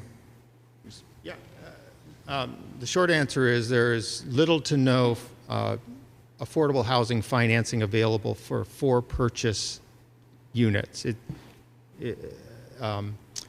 it is why you don't see it. Because the vast majority of affordable housing projects in the United States are the core source of funding is the federal low-income housing tax credit program, and that program is specifically written around rental affordable housing. Short answer. Doug, I got a quick question here.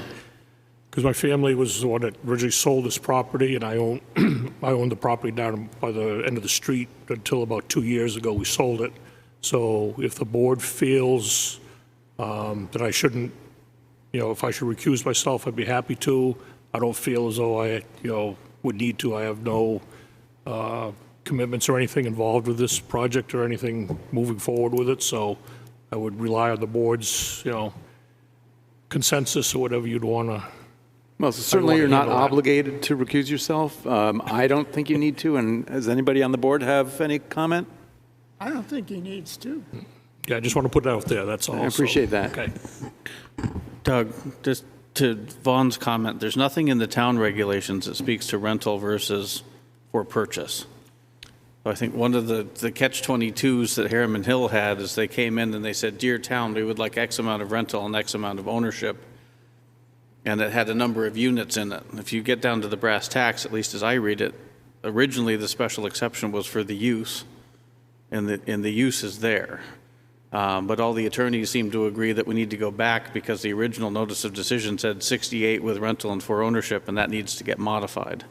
But I just want anyone paying attention that the town regulations do not mandate rental and ownership.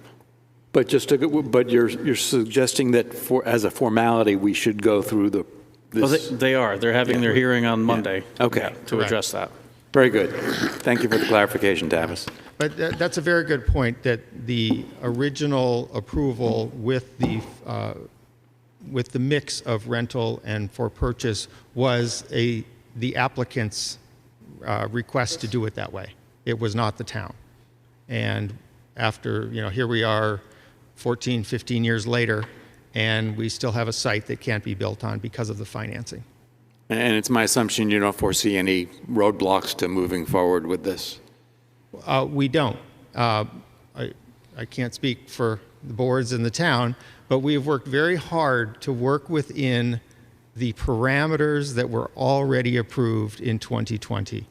So we're within the sight lines, we're at 60 bedrooms, we're affordable housing, we're doing everything we can to stay within those parameters so that this project can move forward and we can provide these units.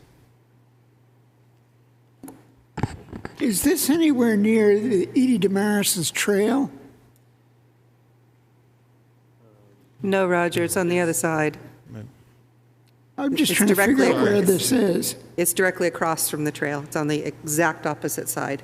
Okay. Yeah, the trail is up to the right, and this would be up and further to the left. The blue line thing. Edie's trail goes down that long section. Okay. So do you have a lot coverage comparison on your pre and post? Because your old area had a lot of houses and you had some trees, and I'm just looking at your asphalt area. I don't see your proposed snow storage area. You've got sidewalks everywhere. It looks kind of tight. I mean, have you done plowing practicality here with this design? This is all happening kind of fast, to be honest with you. We're in the throes of meeting the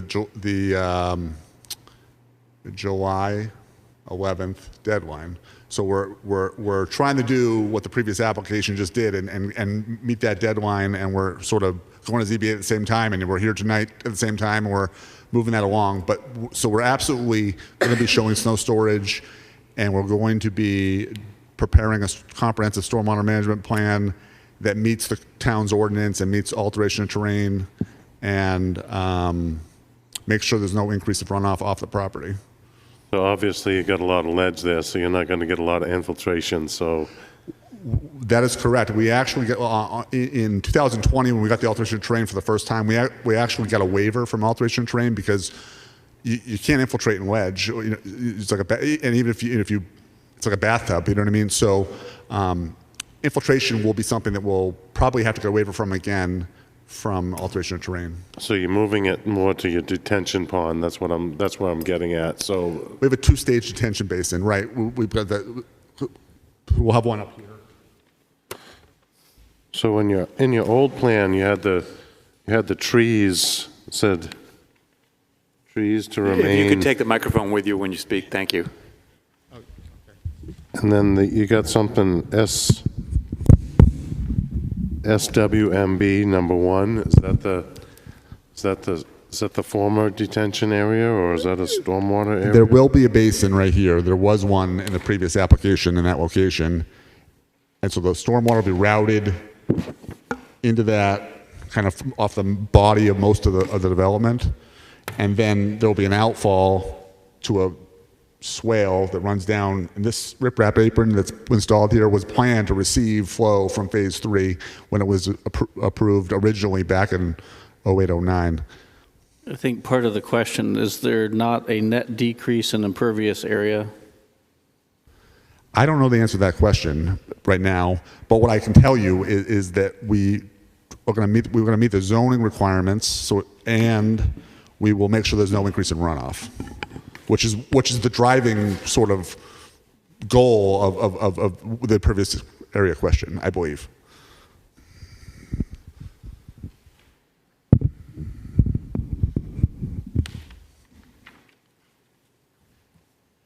Okay, very good. Thank you. Yeah, our goal tonight is to get your initial feedback, any comments or questions, so that we can incorporate those into our submission July 11th, which then leads to the presentation on August the 1st.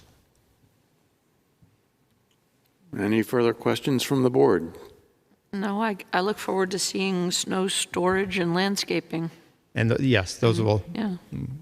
As Kevin said, one full submission has been through the process here 3 years ago, and that's clearly all being updated for a full submission here in a couple weeks. I'd also like to make one note. I think it's really nice that you added a sidewalk that goes all the way around, even though you've got a lot of handicapped people there. That brings the community better together. Since they're trying to make it more walkable and everybody being outside more with the path and everything, I think that is a benefit. Thank you. In fact, that was part of the discussion in the creation of the circular arrangement of the original 20. We wanted to maintain that circular arrangement. It fits with the site. The addition of the community room also kind of helps act as a natural meeting place. We expect it to be used by all 3 phases, but clearly it will be right here in phase 3. Yeah, one concern I would have is if the community room is in fact for all 3 phases, it doesn't look like the other phases would necessarily walk to the community room. They might drive there, and I'm wondering if there's sufficient parking for them. We're required 40 spaces by your ordinance. We have 59. So we intentionally sort of try to create additional space to be able to, for so people can drive up and use the community space. And we actually purposely also put a handicap spot at the community room so that a handicapped person can be in their car, pull up, and be able to get into the building. And we're making all the accessible units, which are mostly on the upper end of the site, we're making all those sidewalks handicap accessible so that everything will be routed all the way down to the community building to be ADA accessible. Very good. Thank you. But I do notice, looking at this again, the sidewalk doesn't continue on down into phase 2. It ends. It doesn't right now. That's something we've talked about. Connecting them? We don't have it shown that way, partly because there's not really a sidewalk for it to tie into. In the other phases, you mean? Is that right? That's right. Yeah. But we're obviously people can walk up the drive or drive up there. We've got extra parking so people can drive up there and park in a accessible or non-accessible in a regular parking spot. I don't know if you've noticed around town, I'm right on the path at work. The amount of people that are actively walking is pretty incredible during the day, constantly. And I can see a lot of people that are going to be doing this in this type of a unit may not be working during the day. They may be there all day. That doesn't mean they're going to drive down to see me, get out, get on the path, take their walk. They're just going to want to do the loop around there, stay right in their own community. So, I mean, since you're not done really drawing yet, you might want to just look at the whole deal and say, wouldn't it be nice if we added another $20 and connected that? Or at least, drew a line on the plan and say proposed for later, that they can do another thing like they did with the Edie Damaris's pathway thing. Sure. Just saying. It's good input. I have a point about the sidewalk. If like all the other sidewalks that make a loop, you have one that at the very bottom, the main road that crosses the road twice, why not just have it cross the road once? And go, so like imagine you're skateboarding, you don't have to do that. Yeah. Yeah, we can look at that. We're trying to maintain the grade on the road that's coming up. The road is steeper than ADA allows, so we're flattening out the intersection to ADA grades, specifically for ADA accessibility of the units from the lower building into the community building. We may be able to look at how those crosswalks are proposed, but we may need to stick with the way we got it. I need to take a closer look at that, but it's a good thought.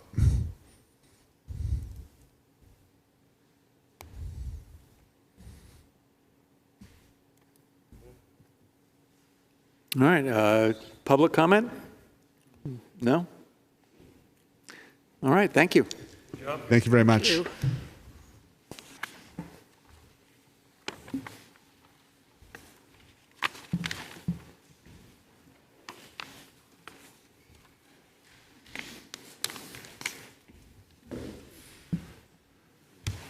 Put control back to Kathy. Okay, the next item on the agenda is the rules of procedure and the code of ethics. It's the second reading. I'll make a motion that we adopt the planning board rules of procedure. And I'll second it. Okay, a motion has been made and seconded that we adopt the rules of procedure. All in favor, please say aye. Aye. Opposed? Okay, and what about the code of ethics? Do we need to vote on that? I'll make a motion. I thought it was part of the motion. Oh, I made a separate one for the rules of procedure. But I'll second Roger's motion to approve the code of ethics. okay. Motion has been made and seconded to approve the code of ethics. All in favor, please say aye. Aye. Opposed? Okay, great. All right, I think everybody got the CIP guidelines from the Board of Selectmen in your packets. And so this now goes to the department heads. Well, these will be given to the department heads. They'll be listed in the beginning of the CIP this year. Really, I just put it in here to let the planning board know it is slightly different than last year. Specifically, if you look at number 1, I'd say if you go back and look between last year and compare, number 1 this year is different. 8 was modified slightly and 13 was added. Modifications to 8 and 13. 8 removed a reference to asset management plans for buildings, and 13 is prioritizing projects with ADA compliance. Other than that, they're the same as they were last year, and bringing it forward only to let the board know in case the board wanted to make its own statement or guideline as it did in prior years, or not. Obviously, at 10:30, we're not going to craft that tonight, but it's something to think about. Okay, thank you. Let's see, the next item is the master plan. Peter? Are you still there, Peter?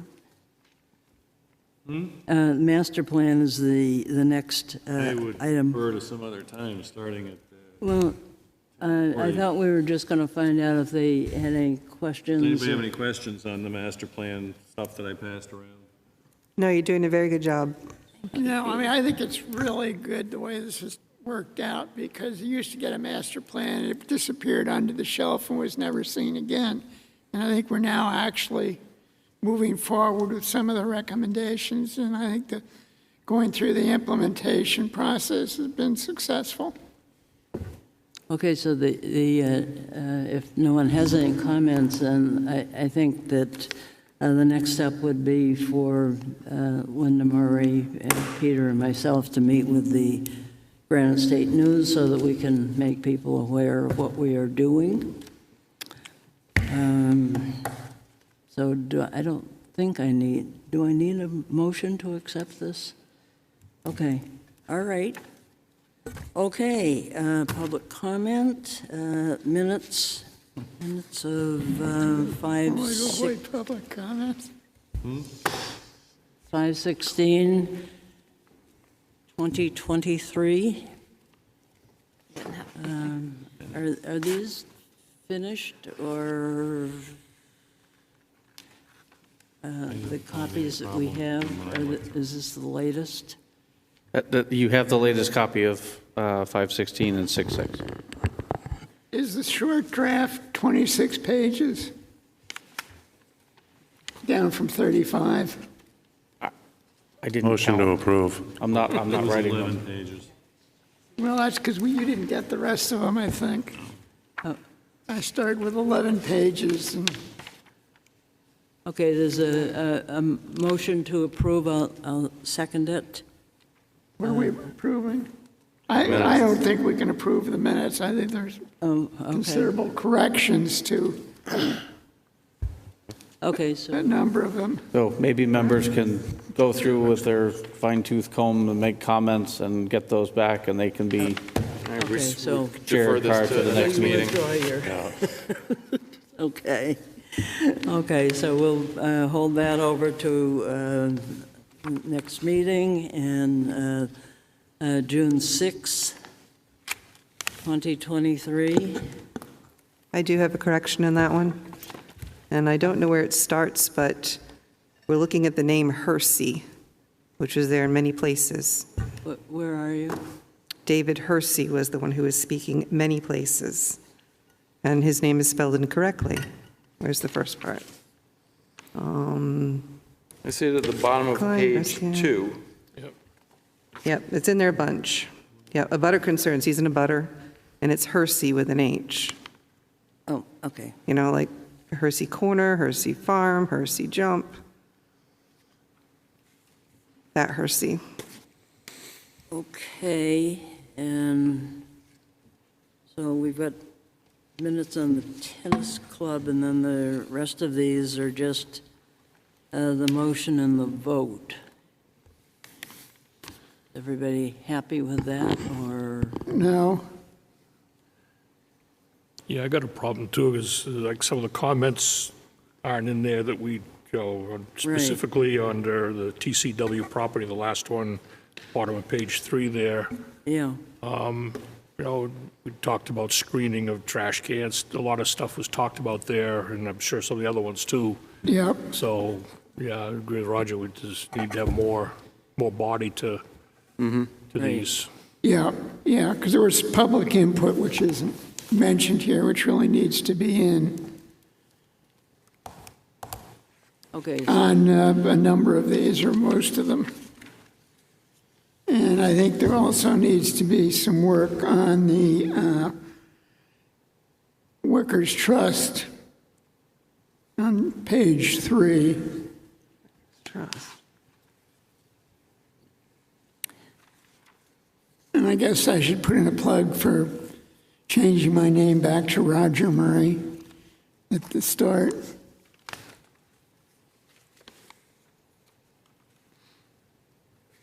Okay, so would you like more information on Ferncliff and TCW and the Hunter's boundary line adjustment? Wasn't much on that. I can help out with modifying the motions and including the conditions of approval like the board is used to seeing, but I'll let Livia work with the board on the content leading to those. Yeah, I mean, like on Beckwith, you had Derek Brown who spoke, Audrey Klein who presented Roger Kemp's letter, and there should be something about why it was continued and the fact that there were a number of people on the Sewell Road subdivision, and then the points that Brad raised. Okay, so we need more information, and we'll put this on another agenda? Yeah. Oh, Yeah. okay. And then the Hunter's boundary line adjustment, that says preliminary, but we approved it, so I don't think that was preliminary.